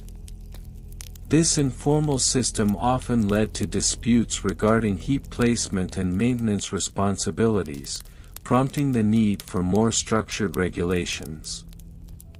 By the mid-Viking period, as settlements grew larger and more complex, the emergence of local chieftains brought about a more hierarchical approach to dung heap management. These leaders implemented regulations that dictated not only the size and location of dung heaps but also stipulations regarding the frequency of maintenance and the methods of composting. This period saw the introduction of the first known dung heap compliance regulations, which included penalties for non-compliance, such as fines or mandatory community service in dung management tasks. Towards the end of the Viking Age, with the advent of Christianity and the accompanying changes in social structure, dung heap management became increasingly formalized. The Church played a significant role in regulating agricultural practices, including dung heap maintenance, as they sought to impose order and promote cleanliness. This era saw the standardization of dung heap sizes and the introduction of official records to keep track of compliance. Part 11. Bureaucratic Regulations and Laws. The bureaucratic framework surrounding dung heap management began to crystallize with the establishment of local councils and assemblies, known as things. These gatherings allowed for the discussion and enactment of laws pertaining to agricultural practices, including detailed regulations on dung heaps. One such regulation mandated that all dung heaps must be situated no less than 30 paces from the nearest dwelling to mitigate unpleasant odors and the risk of disease. Furthermore, guidelines were established regarding the construction of dung heaps, which dictated that they should be built with wooden slats to allow for proper aeration and drainage. Another significant bureaucratic measure was the implementation of a dung heap monitoring system, where appointed officials would periodically inspect heaps to ensure compliance with established regulations. These officials, often referred to as dung wardens, held the authority to issue citations for non-compliance, which could include fines or mandatory community service. The evolution of these regulations was significantly influenced by the need to balance agricultural productivity with public health concerns. The understanding of sanitation, albeit rudimentary, began to shape the laws surrounding dung heap maintenance, reflecting a growing awareness of the implications of waste management on community health. Part 12. Supply Chain and Logistics. The logistics of dung management were intricate and multifaceted, requiring a coordinated effort to ensure the timely collection, storage, and application of manure. The supply chain for dung management began with livestock husbandry, where the quantity and type of manure produced were directly linked to the size and health of the livestock herds. Upon collection, dung was often transported using wooden carts or sledges, which were designed specifically for this purpose. These vehicles featured high sides to prevent spillage and wide wheels to navigate the muddy terrain often found in agricultural areas. The logistics further extended to the storage of dung, where heaps were strategically placed to facilitate easy access for application during planting and harvesting seasons. In some regions, particularly those with extensive trade networks, the movement of dung was influenced by trade relationships. For instance, settlements that had established trade routes with other Viking territories often exchanged not only goods but also agricultural practices, including methods of dung heap maintenance. This exchange of knowledge contributed to a more diversified approach to dung management, as settlements adapted practices learned from their trading partners. Moreover, the seasonal nature of agricultural activities necessitated timely logistics. For example, dung was often stored in covered pits during inclement weather to prevent nutrient loss. The careful timing of dung application was crucial, as applying it too late in the season could result in reduced crop yields. Thus, a well-organized supply chain was vital for the success of Viking agricultural practices. Part 13. Record-keeping methods. The importance of record-keeping in dung heap management cannot be overstated. As communities grew and regulations became more complex, the need for meticulous documentation became paramount. Early records were often maintained on wooden tablets or pieces of bark, where scribes would note the size of dung heaps, the schedule of maintenance, and compliance with regulations. In some regions, particularly those influenced by the Catholic Church, the practice of record-keeping was further formalized. Monasteries began to keep detailed agricultural logs, which not only included information on dung heaps but also on crop yields, livestock health, and even weather patterns. These records served multiple purposes. They were used for planning future agricultural endeavors, settling disputes, and even for taxation purposes. The introduction of runes and later the Latin script allowed for greater accuracy in record-keeping. Viking scribes became adept at documenting not only the practical aspects of dung management but also the cultural significance of these practices.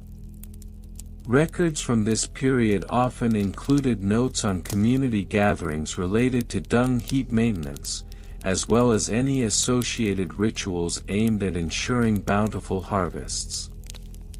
As the Viking Age transitioned into the Middle Ages, the methods of record-keeping evolved further with the introduction of more sophisticated bookkeeping techniques. The reliance on parchment and ink allowed for greater detail and permanence in documentation, leading to a more organized and systematic approach to dung heap management. Conclusion. In summary, the tedious history of Viking settlement dung heap maintenance schedules and compliance regulations reveals a complex interplay of regional variations, bureaucratic evolution, supply chain logistics, and meticulous record-keeping. Each of these aspects played a crucial role in the development of agricultural practices throughout the Viking Age, reflecting the transition from informal communal management to a more structured and regulated approach.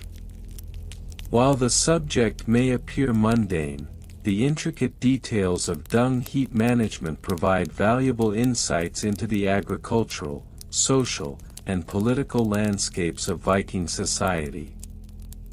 The dull history of Viking settlement dung heap maintenance schedules and compliance regulations, Parts 10-12. Part 10, Regional Variations and Comparisons. The Viking Age, spanning from the late 8th century to the early 11th century, is often romanticized for its warriors and exploration. However, the practicalities of daily life, particularly concerning dung heap maintenance, reveal a more mundane yet equally significant aspect of Viking society. The regional variations in dung heap management reflect the differing socio-economic conditions, climatic influences, and agricultural practices across the Viking world. In the southern parts of Scandinavia, particularly in what is now Denmark, the relatively mild climate allowed for a more liberal approach to dung heap maintenance. Here, the preservation of dung heaps was less a matter of survival and more a question of efficiency. The Danish Viking settlements often implemented a 6-week rotation for dung heap composting, taking advantage of the region's fertile soil. The mild winters meant that dung could be turned and mixed with straw and other organic materials, allowing for a quicker decomposition process. The proximity of settlements to the sea also facilitated the transport of seaweed, a common additive that enhanced the nutrient content of the compost. Contrast this with the northern regions, particularly in Norway, where the harsher climate necessitated a more stringent approach to dung heap management. The short growing season meant that farmers had to be meticulous about their dung maintenance schedules. Norwegian regulations dictated that dung heaps must not be allowed to exceed a height of 1.5 meters, ensuring that they did not freeze solid during the winter months. The combination of frost and snow would otherwise render the dung heaps ineffective as fertilizers, prompting the need for strict compliance regulations. These regulations were enforced through local assemblies known as things, where communal decision-making played a pivotal role in upholding standards. In Iceland, where settlement began in the late 9th century, the unique volcanic soil composition and the absence of native trees led to an entirely different set of practices. The Icelandic Vikings, faced with limited resources, developed innovative methods to maintain dung heaps, often integrating fish waste and ash from volcanic eruptions into their compost. The harsh weather conditions dictated that dung heaps were often covered with a layer of soil to prevent them from being blown away by strong winds. The local community held regular inspections, and compliance was ensured through a communal understanding of the importance of maintaining these heaps for agricultural productivity. Part 11: Evolution over different time periods. The evolution of dung heap maintenance practices across the Viking Age provides a fascinating insight into the changing agricultural practices and societal structures. Initially, during the early Viking settlements, dung heaps were often located near the household, allowing for easy access. This proximity was both practical and pragmatic. However, as settlements grew and agricultural practices became more sophisticated, the need for designated dung heap areas became apparent. By the mid-10th century, as Viking society began to consolidate and organize, the establishment of specific dung heap sites became common. These sites were strategically chosen based on soil composition, drainage capabilities, and proximity to fields requiring fertilization. The regulatory framework around dung heaps evolved from informal community agreements to more formalized laws, often codified in local assemblies. The late 10th century saw the introduction of standardized maintenance schedules. These regulations stipulated that dung heaps must be turned every 4 weeks and that a portion of the dung must be mixed with water to create a slurry, thus enhancing nutrient distribution. This change mirrored broader agricultural advancements, including the introduction of crop rotation and more intensive farming techniques, which required a consistent supply of high-quality fertilizer. As we moved into the early 11th century, with the advent of Christianity and the increasing influence of the Church, dung heap maintenance began to take on a more communal aspect. Monasteries became centers of agricultural innovation and were often tasked with maintaining exemplary dung heaps as part of their land stewardship. The emergence of written records and the Church's emphasis on literacy led to the documentation of maintenance schedules, compliance checks, and the virtues of proper dung management in monastic texts. Part 12: Bureaucratic Regulations and Laws. The bureaucratic regulations governing dung heap maintenance were often as intricate as the laws surrounding more prominent societal issues. Local authorities, often composed of elected members from the farming community, were responsible for enforcing compliance. The laws were codified in a series of texts known as the Compendium of Dung Regulations, which outlined the responsibilities of landowners and the consequences of non-compliance. For instance, a common regulation required landowners to report the condition of their dung heaps during the annual harvest festival. Failure to comply could result in fines, which were often paid in livestock or grain, effectively punishing those who neglected their agricultural responsibilities. These fines were distributed among the community to promote a collective approach to dung heap maintenance. Part 13: Bureaucratic Regulations and Laws. The bureaucratic regulations governing dung heap maintenance were often as intricate as the laws surrounding more prominent societal issues. Local authorities, often composed of elected members from the farming community, were responsible for enforcing compliance. The laws were codified in a series of texts known as the Compendium of Dung Regulations, which outlined the responsibilities of landowners and the consequences of non-compliance. For instance, a common regulation required landowners to report the condition of their dung heaps during the annual harvest festival. Failure to comply could result in fines, which were often paid in livestock or grain, effectively punishing those who neglected their agricultural responsibilities. These fines were distributed among the community to promote a collective approach to dung heap maintenance. Moreover, the process of enforcement often involved local inspections, which could be quite elaborate. Inspectors, usually appointed by the local thing, would conduct a thorough examination of each dung heap. They would assess not only the height and composition of the heap but also its location relative to water sources. The inspectors carried with them a set of tools designed for probing the consistency of the dung, which was crucial in determining its suitability for fertilization. Additional regulations stipulated that any alterations to dung heaps must be reported immediately. For example, if a landowner decided to relocate their dung heap to a more favorable location, they were required to notify the local assembly. This regulation ensured that all members of the community were aware of potential environmental impacts, particularly concerning water contamination.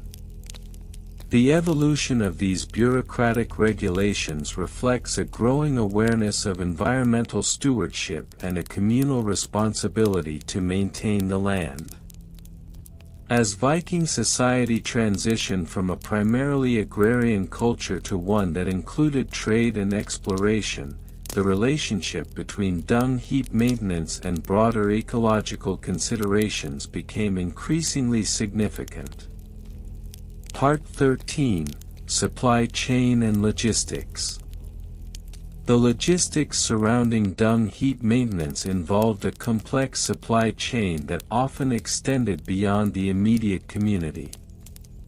The procurement of additional materials to enhance dung heaps, such as straw, seaweed, and, in some cases, minerals, was essential for maintaining the nutrient levels required for effective composting.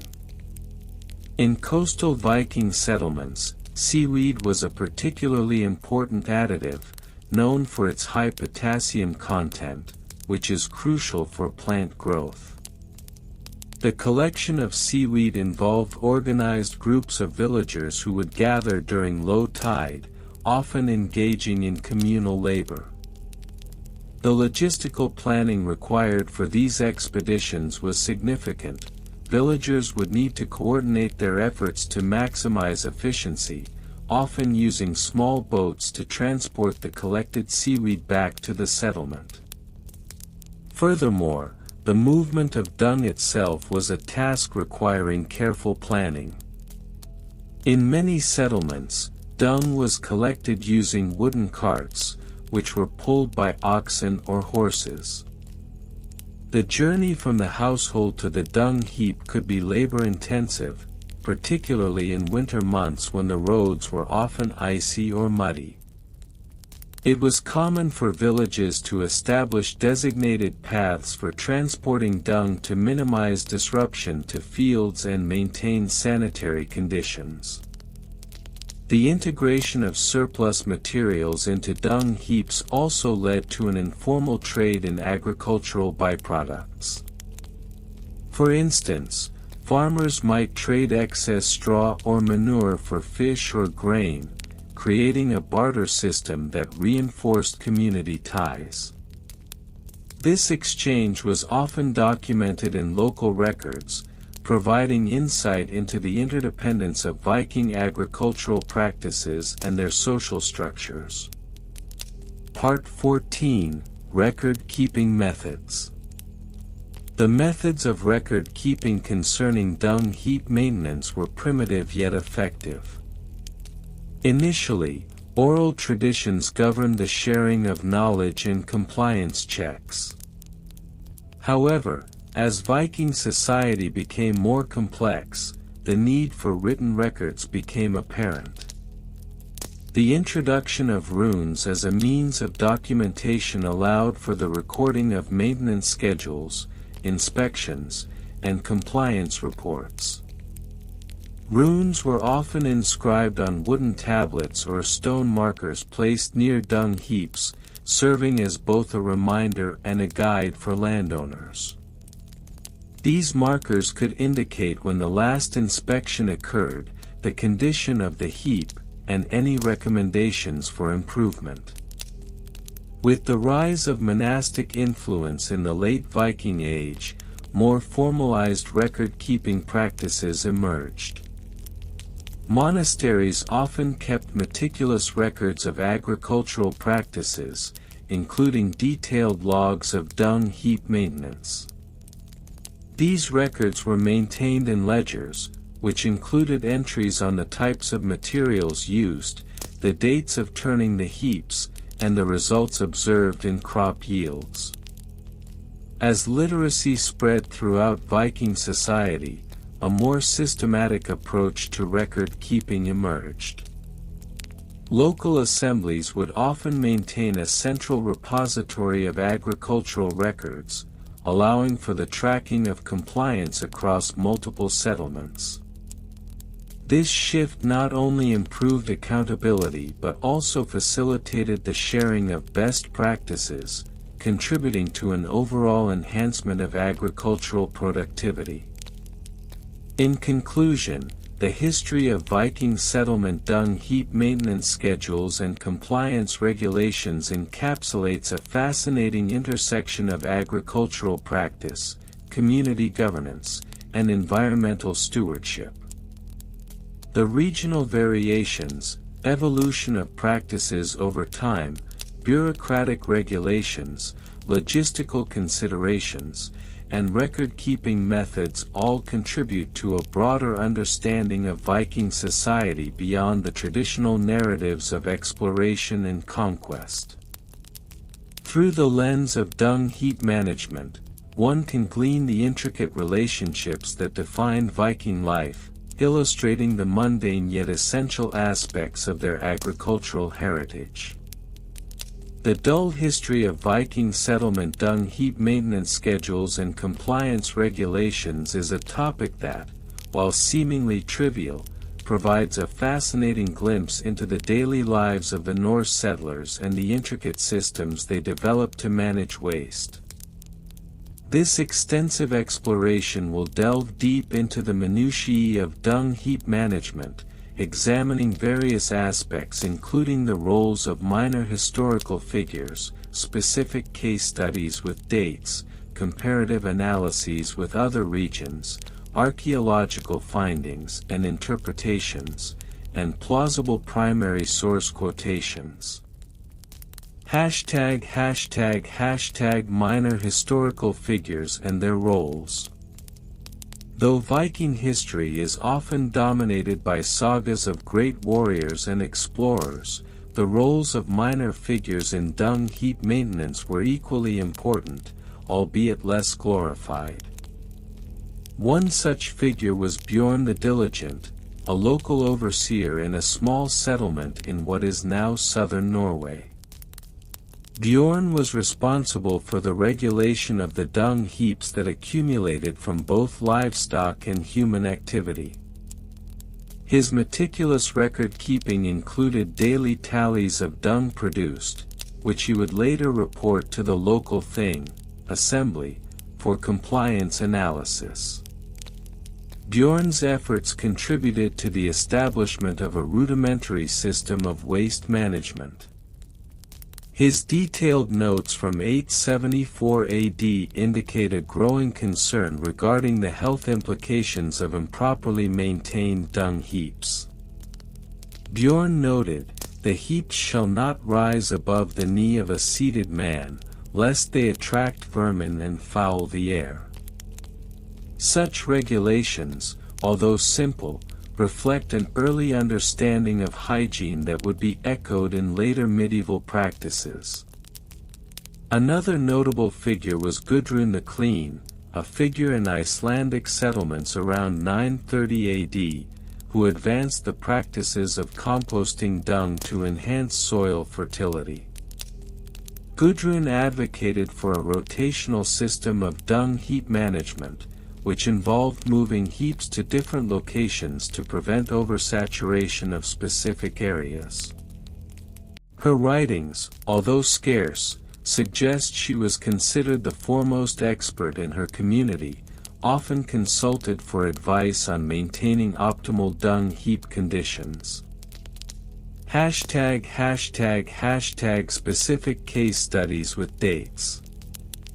One of the most illustrative case studies of Viking dung heap management can be found in the settlement of Jorvik, modern-day York, where archaeological excavations have uncovered evidence of systematic dung disposal practices dating back to the 10th century.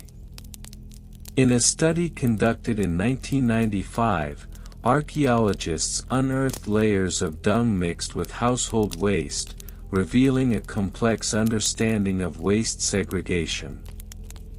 The layers were dated between 950 AD and 975 AD.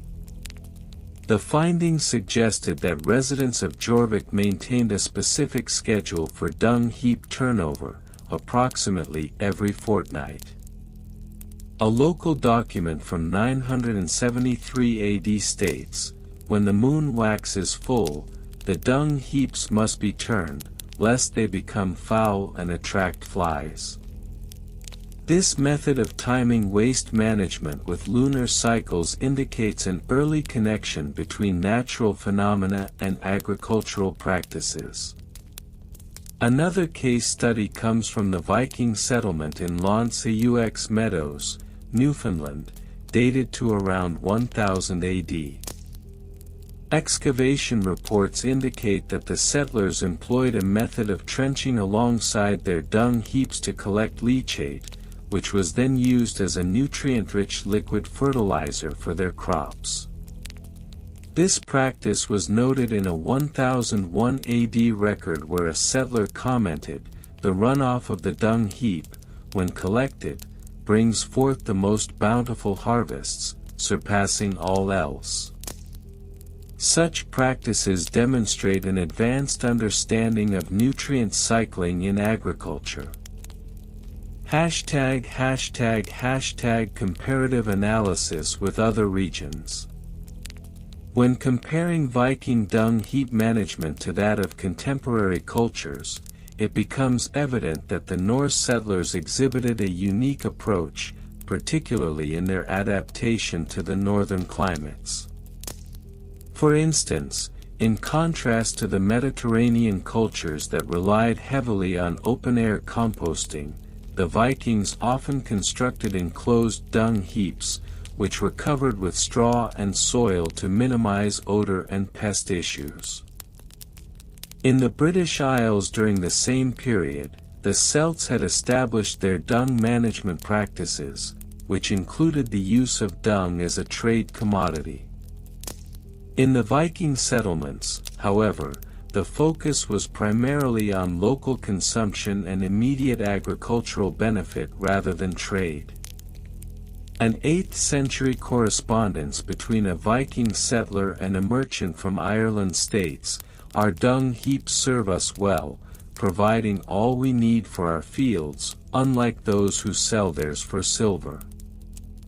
This reflects a cultural difference in the perception of waste management and its role in society. Additionally, in comparison to the Byzantine Empire, where waste was often discarded in designated areas within city walls, Viking settlements emphasized the importance of maintaining clean living spaces by regularly relocating dung heaps. Byzantine records from the 11th century reveal that, "The stench of refuse must be contained within the walls, lest the city be engulfed in foul air," contrasting sharply with Viking practices that encouraged regular monitoring and maintenance. ### Archaeological findings and interpretations. Archaeological findings related to dung heaps in Viking settlements have been critical in understanding their waste management practices. For instance, at the site of Birka in Sweden, excavations revealed elaborate dung heaps dating back to the 9th century. The stratigraphy of the site indicated a complex layering system, where newer layers of dung were added atop older deposits, suggesting a schedule of rotation and maintenance. In 2002, a comprehensive analysis of the Burka waste layers revealed that the composition of dung heaps varied significantly based on the season. During winter months, the heaps contained a higher proportion of straw and other bedding materials, while summer heaps were rich in organic kitchen waste. A researcher noted, the cyclical nature of the waste reflects the rhythms of Viking life, where each season brings forth its own demands and contributions to the dung heap. Moreover, the isotopic analysis of soil samples taken from these heaps revealed a notable increase in nitrogen levels, indicating that the Vikings were utilizing dung as a fertilizer in a manner akin to modern practices. This interpretation aligns with the findings at the site of Hedeby, where the dung heaps were found to contain remnants of crops, suggesting a direct relationship between waste management and agricultural productivity. ### primary source quotations, invented but plausible. The historical narrative surrounding dung heap management is enriched by invented yet plausible primary source quotations that encapsulate the attitudes and practices of the time. One of the more interesting quotes comes from a fictional 10th century law code, the Regulations of the Dung Heap, which states, "Let it be known that no heap shall be allowed to grow beyond the height of a man, for it is a matter of health and honor among our folk." In another fictional account, a Viking farmer from 965 AD reflects on the importance of dung heap management in a letter to his son: "My dear son, remember that the strength of the land lies in the care of our dung. A well-tended heap brings forth the best of harvests, while neglect will surely lead to famine and despair." Furthermore, a fictional report from the Thing of Uppsala in 973 AD captures the community's collective approach to waste management. "We have resolved that each household shall contribute to the maintenance of the communal dung heap, for it is the duty of all to uphold the health and prosperity of our settlement." Conclusion. In summary, the history of Viking dung heap maintenance schedules and compliance regulations is a topic that, while seemingly mundane, offers valuable insights into the daily lives and practices of the Norse settlers. Through the examination of minor historical figures, specific case studies, comparative analyses, archaeological findings, and plausible primary source quotations, it becomes evident that these practices were integral to the health and sustainability of Viking communities. Though the subject may lack the allure of grand tales of conquest and exploration, it serves as a reminder of the essential, if overlooked, aspects of life that enabled these settlements to thrive. As we delve into the details of dung heap management, we uncover not only the complexities of Viking agricultural practices but also the evolution of waste management, a critical component of human civilization that continues to resonate with us today. This extensive discussion of Viking dung heap maintenance, while perhaps lacking in excitement, provides a necessary foundation for understanding how the seemingly trivial aspects of daily life contributed to the overall success of a culture that left an indelible mark on history. The history of Viking settlement dung heap maintenance schedules and compliance regulations is a surprisingly intricate and often overlooked aspect of Norse life. While many are familiar with the seafaring exploits of the Vikings, their agricultural practices, including the management of dung heaps, reveal much about their daily lives and societal organization. This extensive examination will delve into minor historical figures, specific case studies, comparative analysis with other regions, archaeological findings, and plausible primary source quotations to provide a comprehensive understanding of this ostensibly mundane topic. Minor historical figures and their roles. In the annals of Viking history, many significant figures have been celebrated, such as Leif Erikson and Ragnar Lothbrok. However, it is the lesser-known individuals who played crucial roles in the realm of dung heap management that deserve attention. One such figure is Rolf the Dung Keeper, a local chieftain of a modest settlement in what is now northern England. Rolf was not only responsible for the daily operations of the settlement but also took it upon himself to establish a dung heap maintenance schedule.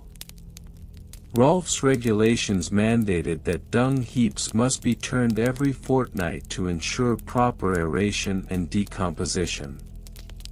He implemented a communal system where each household was required to contribute to the dung heap according to the size of their livestock.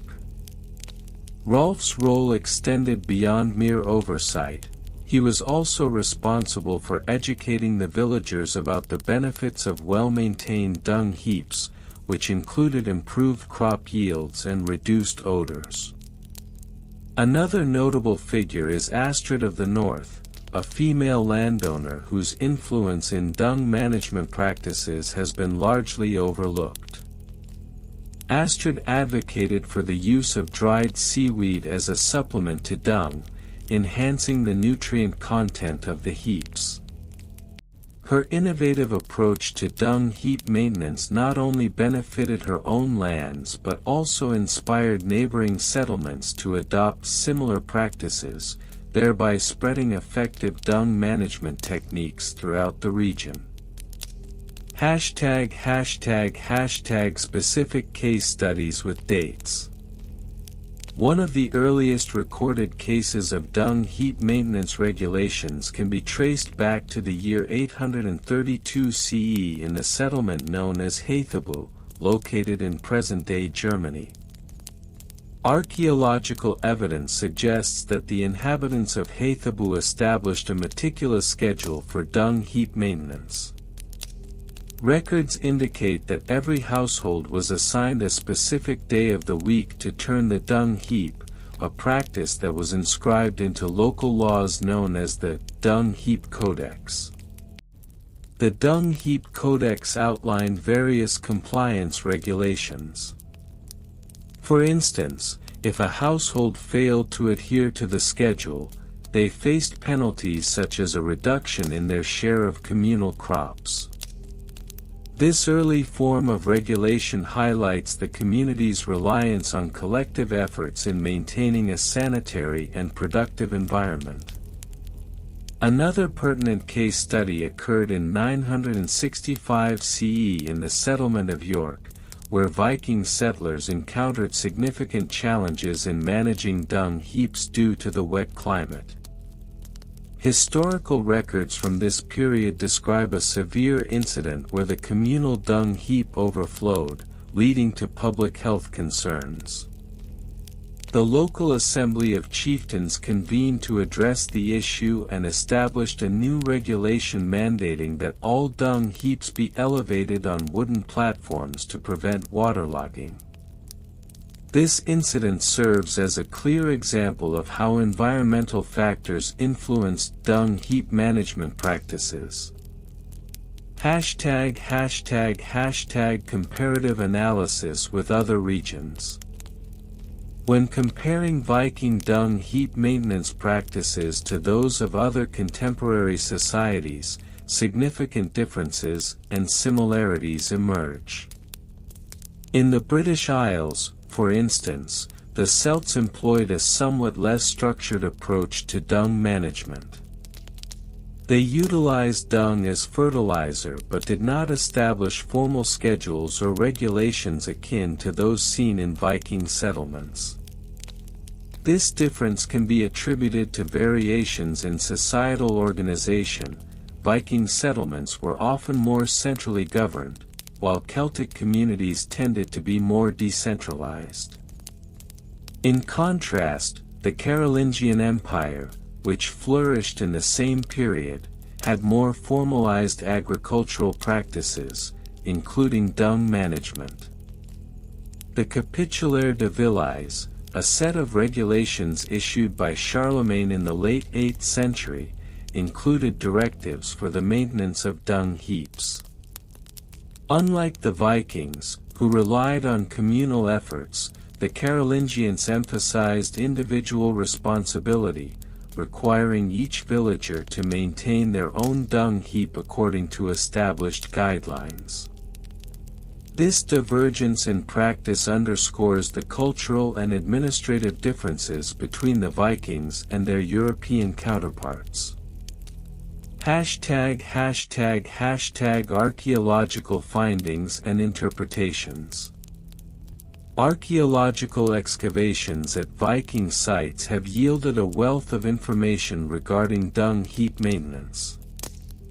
One particularly revealing site is that of L'Anse Meadows in Newfoundland, Canada, where Viking settlers established a temporary settlement around 1000 CE. Excavations uncovered remnants of dung heaps, which were analyzed for their composition. Researchers found high levels of nitrogen and phosphorus, indicating that the heaps were not only used for fertilization but also as a source of fuel for cooking and heating. In addition to chemical analysis, the spatial organization of dung heaps at Viking sites has been the subject of extensive study. At the site of Ribe in Denmark, archaeological evidence suggests that dung heaps were strategically placed at the peripheries of settlements, minimizing odors and pests while maximizing accessibility for agricultural use. This arrangement reflects a sophisticated understanding of waste management, showcasing the Vikings' ability to integrate agricultural practices with urban planning.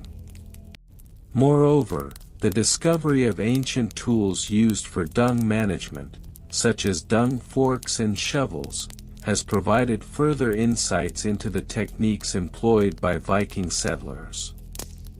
These tools, often made from wood or iron, were essential for turning and distributing dung, highlighting the labor-intensive nature of maintaining dung heaps. Primary source quotations, invented but plausible. To further illustrate the significance of dung heap maintenance in Viking society, one can draw upon plausible yet invented primary source quotations.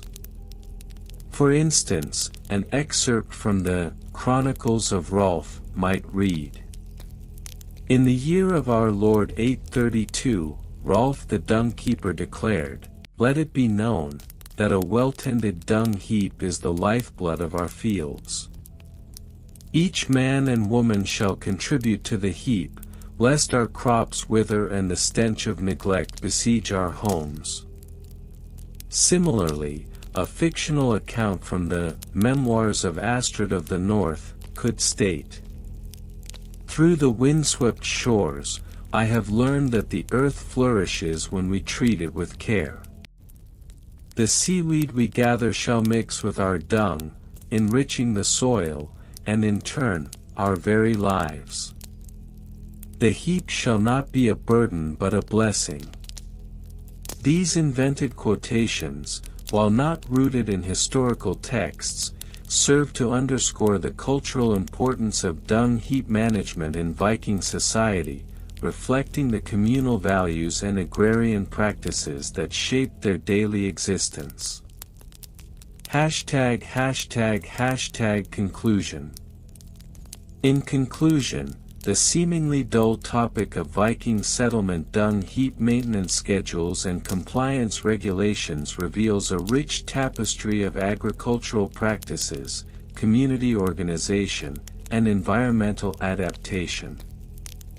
Through the exploration of minor historical figures, specific case studies, comparative analyses, and archaeological findings, one gains a deeper appreciation for the ways in which the Vikings managed their agricultural waste. While these practices may not capture the imagination like tales of conquest and exploration, they are essential to understanding the practical realities of Viking life. The intricate regulations surrounding dung heap maintenance not only reflect the Vikings' commitment to agricultural productivity but also highlight their communal ethos, illustrating how even the most mundane aspects of life were interwoven with the fabric of their society. Thus, as we ponder the legacy of the Vikings, it is imperative to recognize that their achievements extend far beyond their legendary voyages. The management of dung heaps stands as a testament to their ingenuity, adaptability, and the intricate social structures that defined their world, a world where even the most banal details played a crucial role in the larger narrative of human history.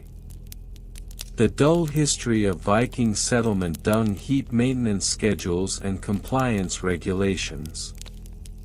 The Viking Age, commonly delineated as spanning from the late 8th century to the early 11th century, is often characterized by its seafaring explorers, traders, and warriors.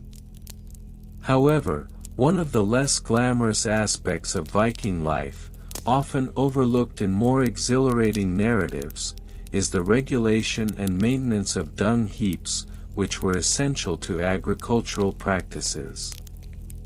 This textual exploration serves to delve into the minutiae of dung heap management, focusing on compliance regulations and maintenance schedules, while also touching upon minor historical figures, case studies, comparative analysis with other regions, archaeological findings, and primary source quotations. Historical context and minor historical figures. The Viking society was predominantly agrarian, relying on farming and animal husbandry. The management of dung heaps was crucial as they were a primary source of fertilizer, enabling the cultivation of crops such as barley, oats, and rye. While the grand narratives often highlight the exploits of major figures like Harald Hardrada or Leif Erikson, the contributions of minor historical figures in the realm of dung heap maintenance are equally significant, albeit less celebrated. One such figure is Ragnhild, an obscure 10th century farmer from the settlement of Koppang in Norway. Historical records suggest that Ragnhild was instrumental in establishing the first dung heap compliance schedule in her community, which mandated that all households contribute a standardized amount of dung based on the number of livestock they owned. This initiative aimed to optimize the distribution and collection of fertilizer, ensuring that no single household could monopolize the dung resources. Ragnhild's efforts in promoting communal responsibilities reflect the social dynamics and cooperative nature of Viking agricultural practices. Another less-known figure, Eirik Bjørnson, is noted in the annals of local history as the overseer of dung heap maintenance for the settlement of Lofotr.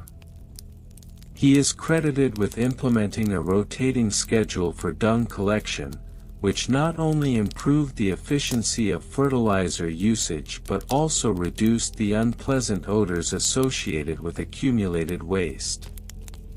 Eirik's regulations specified that each household should deposit their dung into a communal heap every fortnight, a schedule that was strictly enforced by the village council.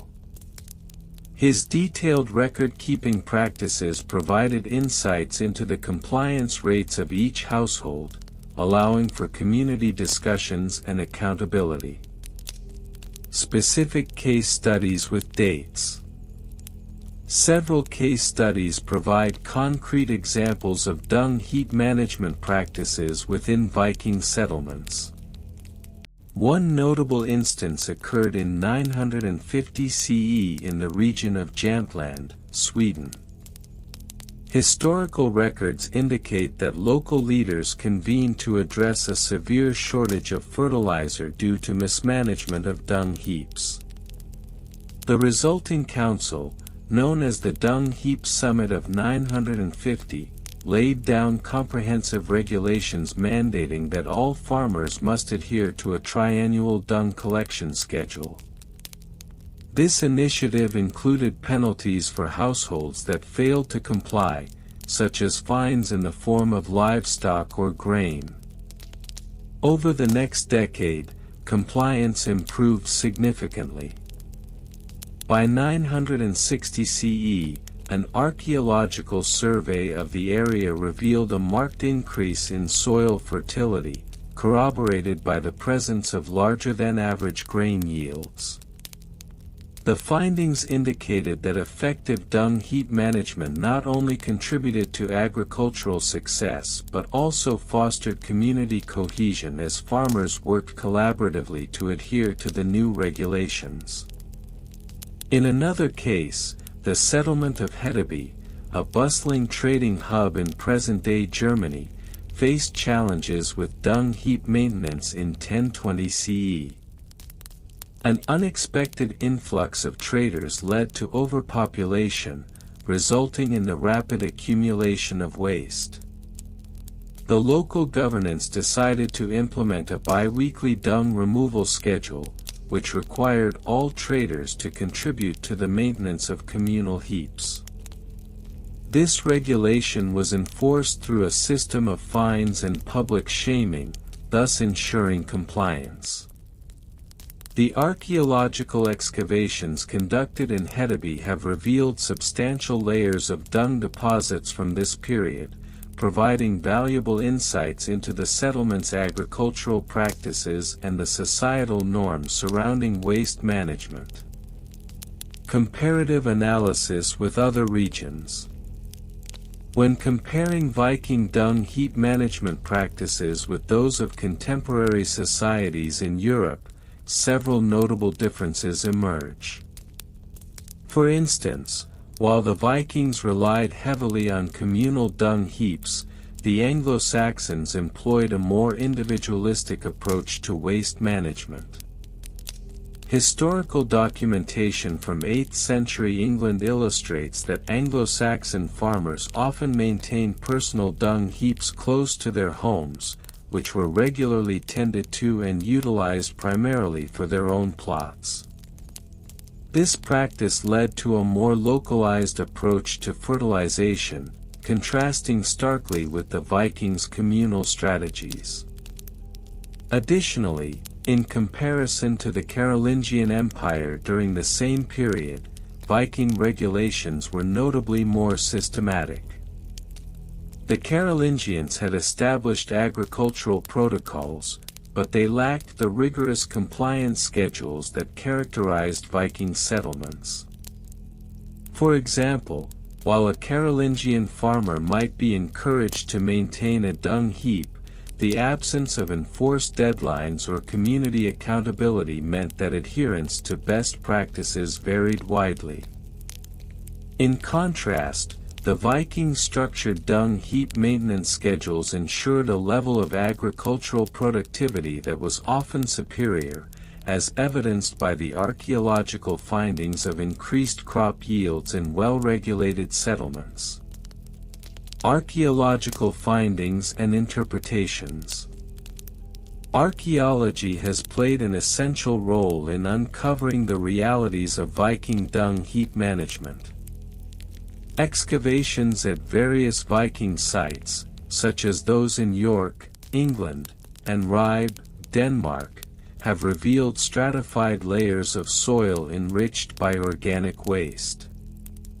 This evidence has allowed researchers to analyze the agricultural practices of Viking societies and their reliance on dung as a fertilizer. In York, for instance, archaeological findings from the 10th century indicate a well-organized dung heap system.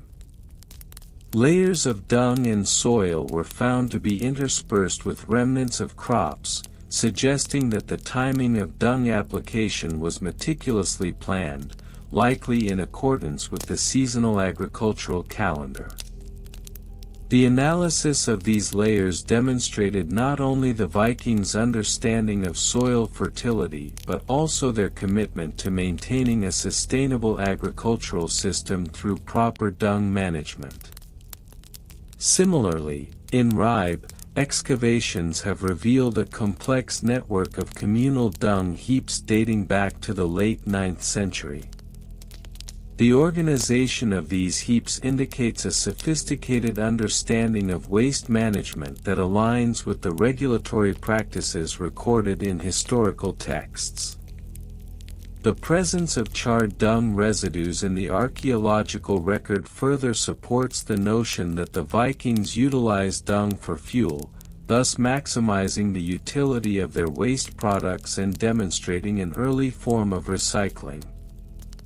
Primary source quotations. While primary sources specifically addressing Viking dung heap regulations are scarce, plausible quotations can be constructed based on the vernacular of the time. For instance, one might imagine a council leader proclaiming at the dung heap summit of 950. Let it be known to all farmers of Jämtland, the health of our land and the prosperity of our crops depend upon our diligence in the care of our dung heaps. Each household shall bring forth their share, lest the soil be deprived of its nourishment. Compliance is not merely a duty, but a covenant we hold for the bounty of our fields.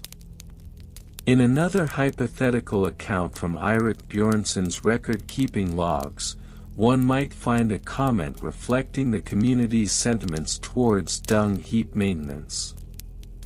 On this day of the fortnight, I, Eirik Bjørnson, have witnessed the diligent efforts of our kin.